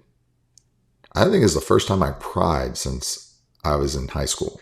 I was so disappointed. I was so crushed. I was so embarrassed. And it was all a good thing though, because my team was able to talk to me, and kind of like how I talked to them in those situations. They were there for me, and that was really heartwarming, man. It was really heartwarming. And but it's always tough losing, and especially when you're 100% sure you're going to win this match. Like, I hadn't been that confident in a long time. And so I can't really do a whole lot because of the groin. I mean, it's completely ruptured. I didn't know that at the time. I was going to the restroom like 2 days later, and I looked down and I saw the bruising all the way in the back of my leg. I'm like, I come out of the bathroom. I'm like, I am actually injured. It was not my weak mindset. My leg is really messed up, which my wife found very psychotic, I think. In any case, I haven't been able to do a lot because of that groin. And what happens? My back is the worst it's ever been. And out of nowhere, I get a left Achilles tendonitis. I mean, it's so bad. It's so hard to even put weight on it. The only thing that's been helping is doing cold plunges. I've actually debated about going on prednisone right now to help decrease the inflammation. Just take the edge off for a bit. Yeah. My wife has me on like the Wolverine stack injectable stuff because that's what she does for a living. She's a physician assistant in like wellness medicine. So they do testosterone replacement. They do all the longevity type stuff. So we just started that. But those didn't come out of jiu-jitsu. They really came out of inactivity. The hip did. I can get over that. But the back and the heel is the worst that I've felt in so long. And it's because of my inactivity. Because for me, lifting weights is not enough. I need some type of like movement and doing things. And since this has happened, this is the worst that I've felt in a long time. But it's the inactivity. And people live in this state. I don't know how they live in this state. I don't know how they live because your inflammation goes up, your weight goes up, your mobility goes down, your depression goes up. I mean, there's so many things that just come out of inactivity. And so if I'm going to be injured all the time from jiu-jitsu, I'm fine. Or hurt, I should say. If I'm hurt all the time from jiu-jitsu, great, fantastic. I don't care. This groin is a bit of an exception, kind of sucks. But at least if I was overweight with this injury, I'd really be up shit's creek. But at least I'm in decent shape.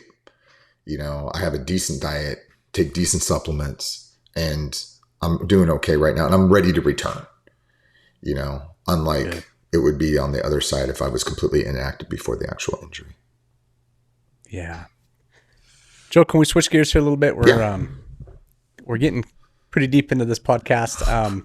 I could honestly just keep going, but I know you have a time schedule, and I got a few more things I want to ask you. They're a little bit on the lighter side of things. Yeah, sure.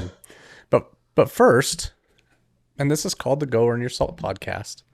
And when you hear the term "Go Earn Your Salt," I'd like to know what that means to you. Oh, what it means to me. The first thing that comes in mind is a Roman soldier, like in the Legion, doing what he has to do for his country to get his bag of salt. And that's what I think of it. I think of it as payment. Payment, not for sitting around, but payment for doing something that no one else will. Because to be a Roman legionnaire, not everybody does that. And so that's why you yourself, the slogan, the shirts, the rash guard, that's what that means to me. And that's what it makes me feel. It's nice. We all need to feel special, but I need to feel special to myself. So that's that romantic picture I put in my mind when it's Go Earn Your Salt. I'm doing something that not many people will to get a benefit that no one else gets. So that's what it means to me. Man, that was pretty well said. That's going to make a clip. I just want you to know. That's okay. What advice would you give to listeners of the podcast to go earn their salt? Oh, find one activity that you've never done before and take it on. One activity that you're afraid to do, that you're fearful of, whether that's rock climbing, Maybe that's pickleball. I don't know. Maybe you're afraid to go out there and play something everybody knows how to play. I would hope it's jiu-jitsu. But do one activity that you find in one way or another difficult to engage in. You know, whether that is the stigma of it, whether that is the fear of walking through the door, maybe you think it's a commitment that'll take time away from other hobbies. Do something you haven't, do some physical activity you've never done before and see how you feel after 3-4 months of that activity. Give it a time. Like say, I am committed to this for a quarter, okay? Or maybe 4 months. And then I'll reassess at that point. But I'm going to do this thing I've never done before. I'm going to play co-ed volleyball for 3 months. Always wanted to, loved it in high school, but been too afraid to go back to it. But again, my thing would be jiu-jitsu is what I'm biased for. So why not jiu-jitsu? But yeah, it would be, it will, I've heard more people take this advice and thank me for it than any other thing. They say, oh, I thought it was ridiculous you said that, but I ended up doing X, Y, and Z. Started rock climbing, and now I can't stop. And now I'm at the gym 3 days a week. And that's awesome, man. Cool. That's awesome. I wish it was jiu-jitsu, but I still like it. Rock climbing's cool too. Climbing is damn cool, but intimidating for people to do. We complain about a pulled groin injury, but when those guys get hurt, they really get hurt, right? Man, but such a great activity, man. Such a great activity to reflect and work on, you know, your inner demons. I mean, if you haven't rock climbed before, it's one challenging sport. It really is. But it could be archery, it could be shooting, it could be anything. Just something you've never done before. Let's just for once do something that makes you uncomfortable, but commit to it for a certain amount of time. And there's so many doors that will open up in your life. So many different ways you'll see things. But it's hard, man. People don't want to be outside their comfort zone. And I understand that, right? I understand it. But you really, really need to find that and just go beyond. I love it. Outside of the grappling world, wrestling, jiu-jitsu, that sort of thing, what's your favorite pastime? I hate to say it, but it's Pokemon. But it's a damn card collecting. No, honestly, it's my favorite pastime, which I can't wait till things kind of slow down, is just spending time with my wife, doing just the husband-wife thing, whether it's out in the backyard doing stuff or whether it's just going out on date night or whether it's traveling. We just got back from Spain a few months ago. That was she's my best friend, and it is so much fun to do the things that we do together. And, you know, it's difficult because my life there's so much time that I spend between middle school coaching, high school coaching, jiu-jitsu, training myself, and then work. She sometimes feels very, very not a priority. That's a dangerous path to go down. And the honest truth of it is, it's like spending time with her that's my guilty pleasure.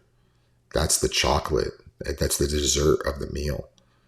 But you know, it's hard. It's hard because, you know, relationships are what they are. But there'll be a time that we'll be able to do a lot more traveling together and the fun stuff. Just right now, it comes once a quarter.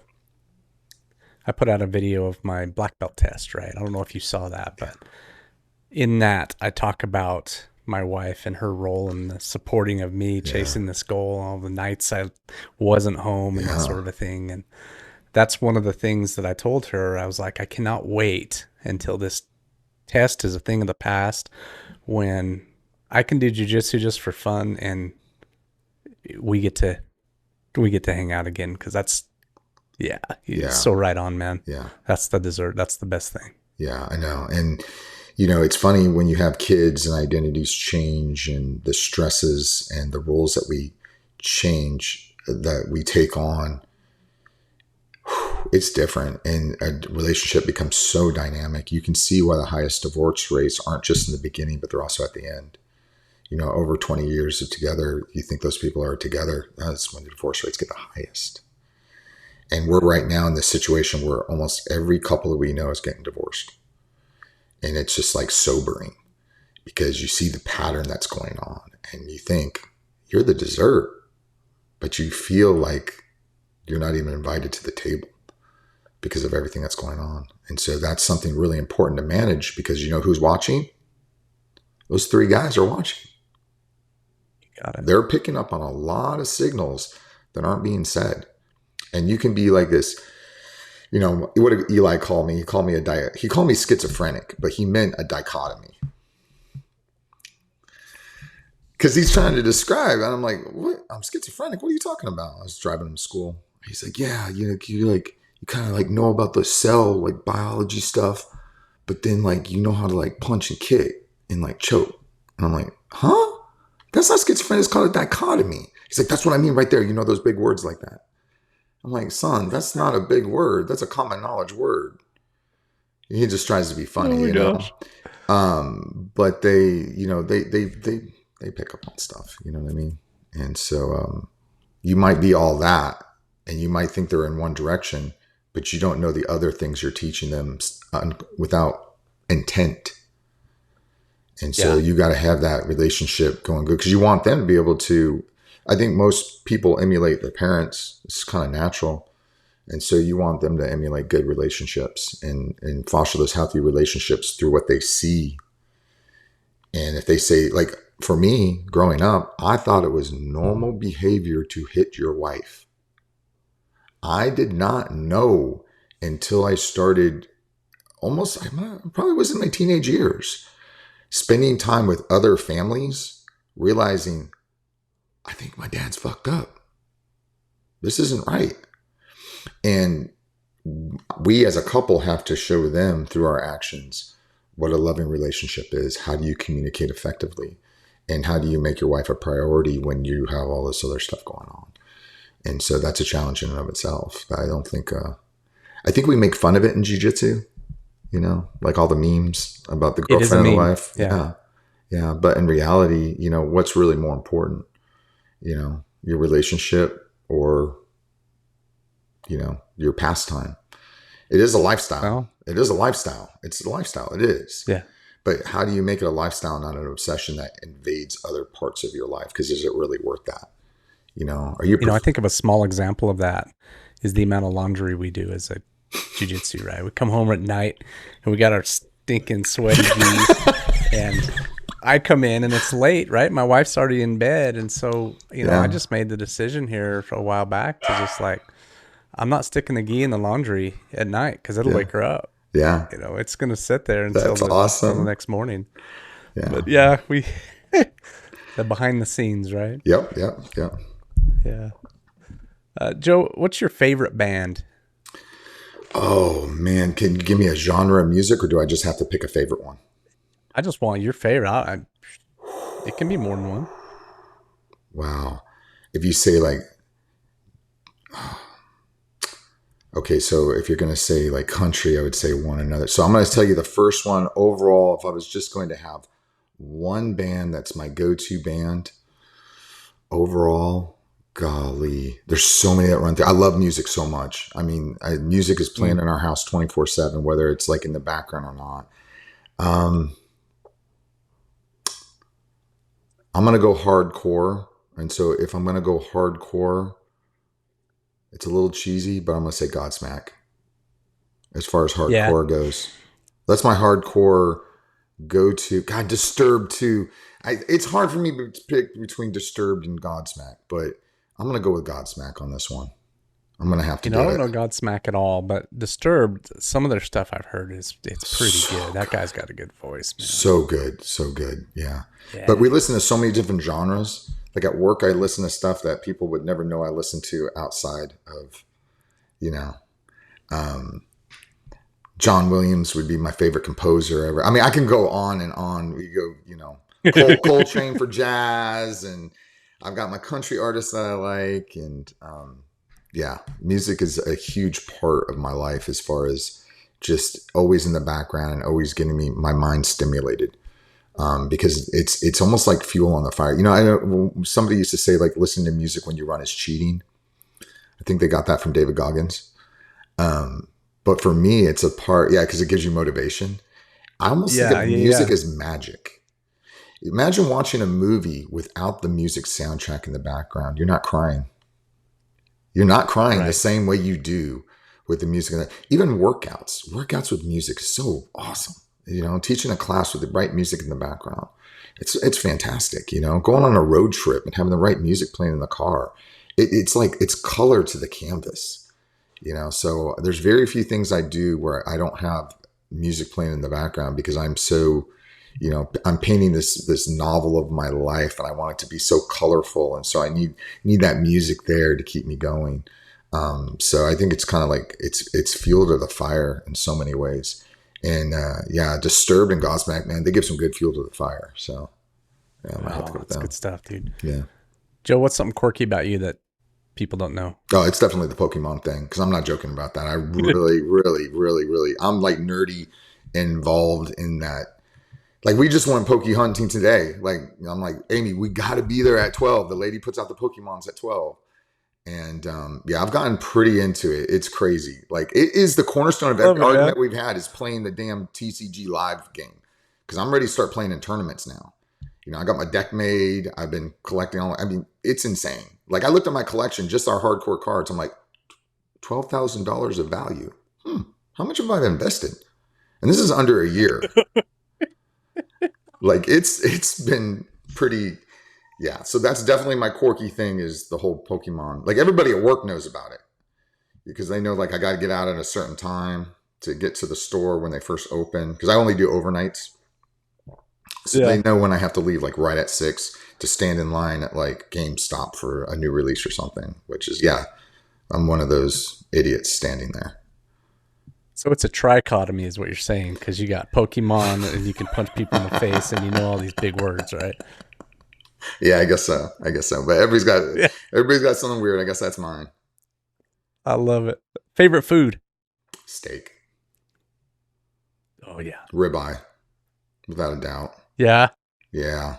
Oh, medium rare, and nothing fancy on top. You don't have to have any type of fancy topping on it. That with an everything potato, it's just heaven. It's absolutely heaven. That's so my jam, man. Yeah. Have you ever been in a fight outside the actual mats? Oh yeah. I grew up in a pretty tough neighborhood, and I mean, as a young kid, that happened pretty often. It happened a lot less as a teenager. As a teenager, you kind of have a reputation and people stay away from you. And then after that, I don't call being a bouncer fighting. That's more like a scuffle. But enough altercations as a bouncer for a couple of years. That's actually how I met my wife, embarrassingly enough. But I mean, I think it was the week after I turned 21, I started bouncing. Because I don't really drink, but I always want to go out.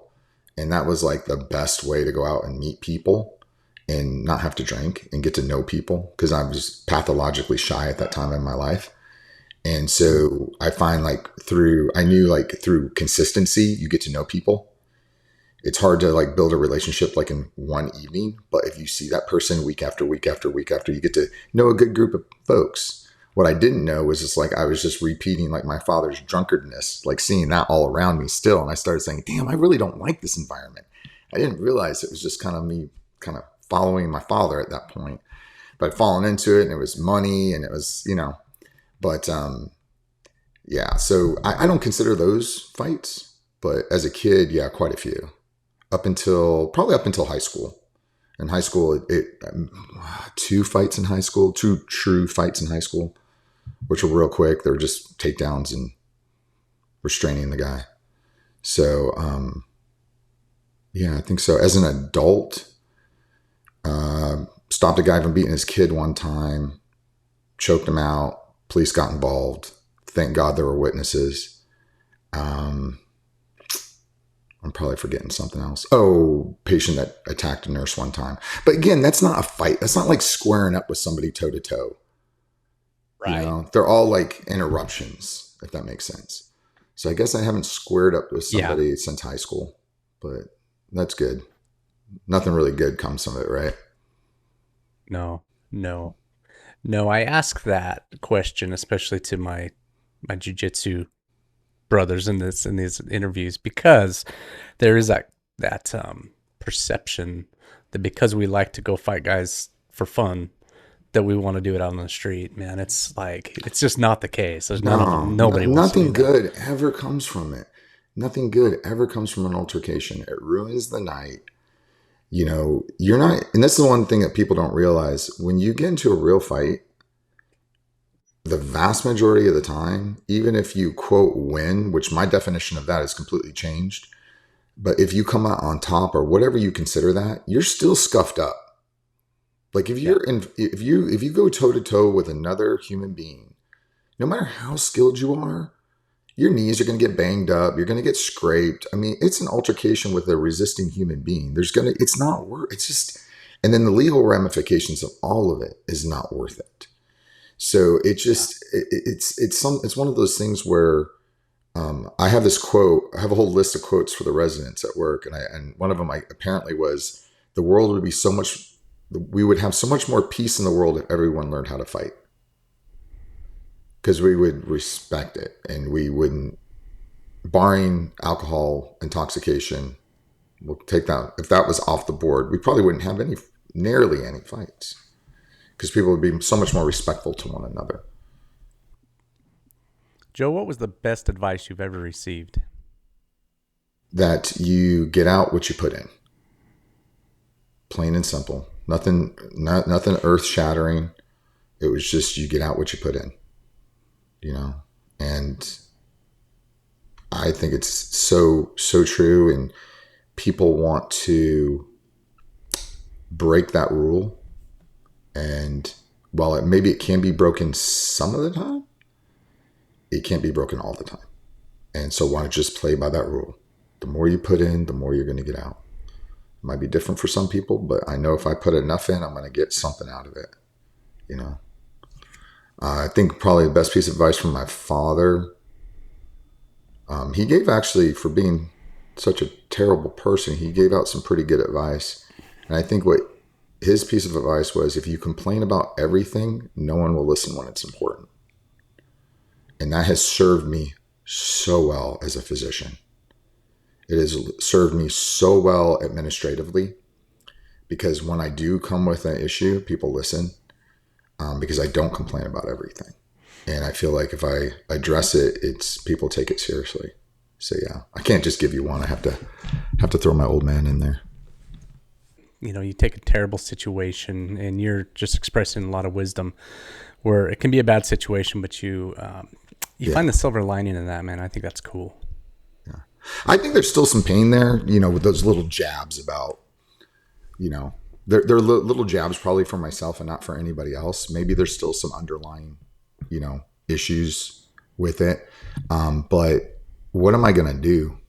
What are you going to do?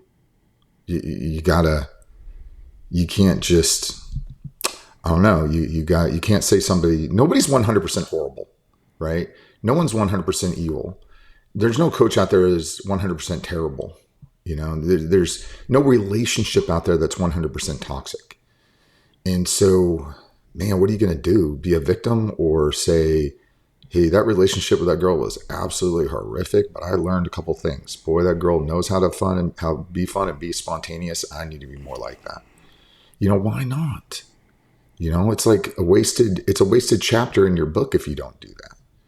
And I don't want to do that. I have too much of a fantasy about life to do something like that. That's inconceivable in my mind, to do that. So, you can't look at any relationship. Like I have a terrible, but one of my wrestling coaches was I mean, he was on another level terrible, but man, he taught some good stuff. He taught some great things. Because I thought he was a terrible human being for some of the things that he did, doesn't take away the fact that, man, he has some really good things he taught. So is that throwing away the bathwater with the baby? Is that old saying that people say? I don't know. There's a saying that is basically you can't disregard everything because of one thing. And yeah. I tell my kids that on a pretty regular basis, that you've got to be able to take wisdom wherever it comes from. It might be your little brother who gave it to you. He's a pill most of the time, but man, he just dropped some wisdom. You need to be able to take it, right? Yeah, absolutely. Joe, what's something on your bucket list? Oh, that's to go. This is a big one for me. It might sound kind of ridiculous to other people, but this is a big one to me. I want to go to Santorini, Spain with my wife. Don't ask me why Santorini, Spain. Maybe it's the pictures that have got me. But before I die, I'm like, I got to go there. Got to go there with her. You know, there's a lot of places we're going to go, but that's the one place I need to take her. I need to be there with her and see what that life is like. And I've never seen pictures of it before, but it is the most picturesque place I've ever seen in my entire life. On the water, the architecture is incredible. And it's almost like a fantasy village out of like Tolkien or something. And so that is definitely on the bucket list. And that's the one that always comes to mind. Like, oh shit, I get cancer. We need to go quick. I got to have reserve to go there before I die. Yeah. Oh, I'm sorry. Santorini, Italy. I think I said Spain, but it's Santorini. A buddy of mine that I work with got married there. And I was like, how was it? And he's like, oh yeah, like lady, I got to, the story was he went there and how was it? He's like, well, it was with my ex-wife. I'm like, oh shit, sorry. But how was Santorini? And my brother-in-law's been there, and it's just, can't wait. It'll happen one day. Joe, what's your favorite book of all time? It was I will say overall, because a favorite book has to go into more than actually the book itself. How did it come to you? Who advised it? What memories does it? Man's Search for Meaning. Yeah, by Frankl. It was written by a psychiatrist. And again, it's the overall everything of the book, why it's my favorite. For people that don't know, it was written by a victim of the he was a concentration camp victim. He was a psychiatrist. And because of his background, he kind of had a different observation of what was going on in the concentration camp. And why did some people survive and why did some people not? And man's search for meaning. And his own painful story that was through it. It's partially because of the book. It's partially how it came to being from me. A good friend of mine in medical school advised it. He was actually wrestled for Case Western. And he has since passed away, but such an impactful book. There's a couple of books I read once a year. That's one of them. Every year I reread that book. And it means something a little different to me every time I read it. I pick up something a little bit different in it every time I read it. Last year I listened to it, or this year I listened to it. And it didn't have the same impact for me.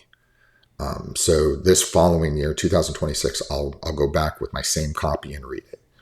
But that book is pretty damn incredible. And I'd say the other one The Alchemist is a close second. But yeah. You're like the third or fourth person that's appeared on this podcast that's recommended The Alchemist. Okay, yeah. So that's actually written by a Brazilian author who I have, when I got my black belt, I have the date I had my black belt and one of his book titles, Warriors of the Light, in Portuguese on my arm, around a combination of a Jedi and Rebel symbol, because my professor is known as the Jedi in his circles. And so anyways, that author made a big impact on me with two books that he had, that one and another, and Light of the Warriors of the Light. And that's a beautiful book. Absolutely beautiful book. You got me. I should know it being such a big fan, but I've heard it. I hate it when people correct my Portuguese because it's so crappy. So I'll ask Reggie how to actually pronounce it correctly. But such an amazing book on so many levels. And again, I truly believe a book that when you read it the first time, it might mean something different to you than second, third, and fourth time. And that's what I look for in a great book. Could I read this book again? And there's not a lot that are out there that I say, yeah, I could read it again. But those two are, especially Man's Search for Meaning. That one is very hard for me to read without thinking of my friend, which is wonderful because such a good guy. You know, I like to have memories of him. So that book just like makes me feel like I'm in the room with him when I read it. So that's good. Good part about it. Go, man. I hear that emotion coming up in there, and yeah, I feel that I've got some books back here on my bookshelf that are kind of the same way. They just remind me of things, and yeah, that's a real deal. Joe, we didn't talk much about your Instagram channel, but for those of you who don't know, Joe and his sons have a Instagram channel with a pretty large following, and it's just them living life, doing stuff around the house, a bunch of shenanigans, a bunch of screwing around, a lot of fun. Could you talk about that a little bit, kind of what that's been like to grow and to build that thing? Yeah. So, we started videoing. I think we'd actually started videoing on YouTube first, more than anything else. And we do like little instructionals. On YouTube, it's Old Dog BJJ. But the Instagram is just Joe Spinell. It's just Joe Spinell, at Joe Spinell. Yeah. And we did some videos on techniques, and like everybody does. And then we started doing a little series for parents to help their kids. And then we would kind of do a little bit of on Instagram, just kind of, because I started to look at Instagram as kind of like your photo book. Like nobody has like photo books around anymore, right? But what we have is these little clips of our lives. And to me, I thought, oh, this is pretty cool. I can kind of scroll back on it and look at all these things. And then one thing set it off. It was Eli eating a bowl of cereal, and Joey jumps on his back and goes to choke him. And I tell him to stop, and I correct his choke. I think it got 6 million views. Right after we did that video, I remember we took a vacation up to San Francisco in Napa and kind of had a family trip. We took the kids back to where we got married in Tahoe, and found the exact same spot in Tahoe. I can't believe my wife found it. It was freaking amazing. During this whole time, we're getting tons and tons of people following us. And so we started just doing videos of the kids horsing around. Sometimes it's a technique, sometimes it's me teaching class or Jackson teaching class, or it might even just be the wrestling room.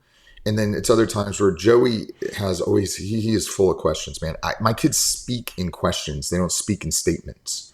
It's like, Dad, why is the sky blue? And why did this guy lose this match? And hey, Dad, why do you have this thing? And why do you have these type of mats in your car? And it's like, does anybody ever say anything in this house? It's always questions. And I was like, well, the questions are actually pretty cool, and they mean they're inquisitive. And why don't when we answer them, if we have a camera around, we'll do it. When this all started happening, I was training at Henzo's in Nashville, and there's a guy there. He's actually the drummer for, I think, Boys Like Girls or Girls Like Boys. It's a big band. His name is John. He's the drummer there, and he's been around this type of stuff for years. And he said to me something I thought was pretty impactful. He goes, if you try to do what Sean does, as far as Sean Williams, you're never going to be as good of a teacher as Sean. Your videos aren't going to be as detailed. They're not going to have the same thing. And he's 100% right. Sean Williams is an amazing instructor. But he goes, but if you keep doing what you're doing, this is really different. This is like you and the kids. Like this isn't. And I said, you know what? That's really what we like doing. It's fun. And then Tim Freeman was like, he said something about just keep it genuine and don't try to force anything. And so there's times we'll come out with 3-4 videos in a week, and there's other times we won't come out with a video for a while because it's not genuine, and I'm not going to stage something. So so it's been so much fun, man. And the best part about it, not so much for me, but you always want to be that Superman to your kids in one way or another. Like when my son comes to shadow me at work, I have a certain amount of pride. He's coming and everybody's like, I don't ever ask anyone to ever call me Dr. Spinell. That's not my style. But it's different when they're at work and your son is seeing it. He's like, man, I thought you were just a dude that mom yells at. But you actually do some cool stuff, and people kind of respect you. I'm like, yeah, what the fuck you expect? I'm your old man, So when you're out about like at Worlds or you're at a different, ADCC was the big one. When we went to ADCC, so many people were coming up saying, oh yeah, follow your Instagram. And it felt so good to have these dads that are like, hey, my kid's about ready to start jiu-jitsu. Do you think we should do jiu-jitsu or wrestling? The very common question. Or it's so cool seeing you and your boys. Where's the little one? And then the best was we went to a seminar at Tim's when Eddie Bravo was there. And the first time, this was awesome, somebody there said, hey, listen, this is, I don't mean to be weird, but I've watched you guys on Instagram, but he wasn't talking to me this time. He was talking to Eli and Jackson. And that felt so good that they were kind of recognized because they're both very shy guys, very shy. And the guy asked, hey, where's your little brother? He was really into it. You know what I mean? And I thought that was so cool that they kind of got recognized a little bit. And because they kind of need that. They're pathologically shy kids, So it was kind of neat for them to have that and how they responded. And they were so gracious. And so that was really cool. Yeah. So the channel has been so much fun. And whoever does see it, just know this stuff is, sometimes we'll do a product review like for Saul or like Anabolic Army that I was mentioning earlier. But most of it's not state. That type of stuff we have to, or if I show like what you put in the day of competition, a lunch that we do for day of competition, things like that I think people have questions about, how do I cut weight? What do I pack in my lunch the day I go to a wrestling meet? What should I eat after practice? Those type of things. Those are obviously staged, but the other stuff, what's happening in the house is organic. So it's a lot of fun. Well, Joe, I know you've got a lot of other stuff to do today, man, and I am super honored that you came on the podcast. We're going to have to do it again sometime, man. Yeah. Yeah, absolutely. Anytime, man. It is so much fun to talk and have fun and have maybe one person, if anything I says helps one person, dude, that's amazing. That's, you don't get opportunities like that very much in life. And so when they do come across and you're able to help, whether you find out about it or not, because in my fantasy mind, it's going to happen, and that's enough to we need things in life to give us purpose and make us feel good. If life is too full of just shit and darkness and just bad stuff that happens all the time, especially in the emergency department, you think everything is darkness, sometimes because it's, confirmation biased. It's around you all the time and all the time. You think the real world's like that. And it's not, but there's a lot. And so, man, we gotta have fun. Gotta have fun and talk about fun things and make good relationships. And because if not, there's too much darkness, man. It just sucks. It's not a good thing. Well, once again, Joe, super honored. It was awesome. Go earn your salt, my friend. Yeah, man, absolutely, dude. Thank you so much. I really do appreciate it. Hey, you've just finished up this episode, and I want to know, are you or someone you know a getting after it, go earn your salt type of person? If so, message me directly on Instagram at the Go Earn Your Salt podcast, and perhaps we can have you on the show. Also, if you like this content, leave us a review, subscribe, and share with your friends. And perhaps this podcast can help you and them go earn your salt.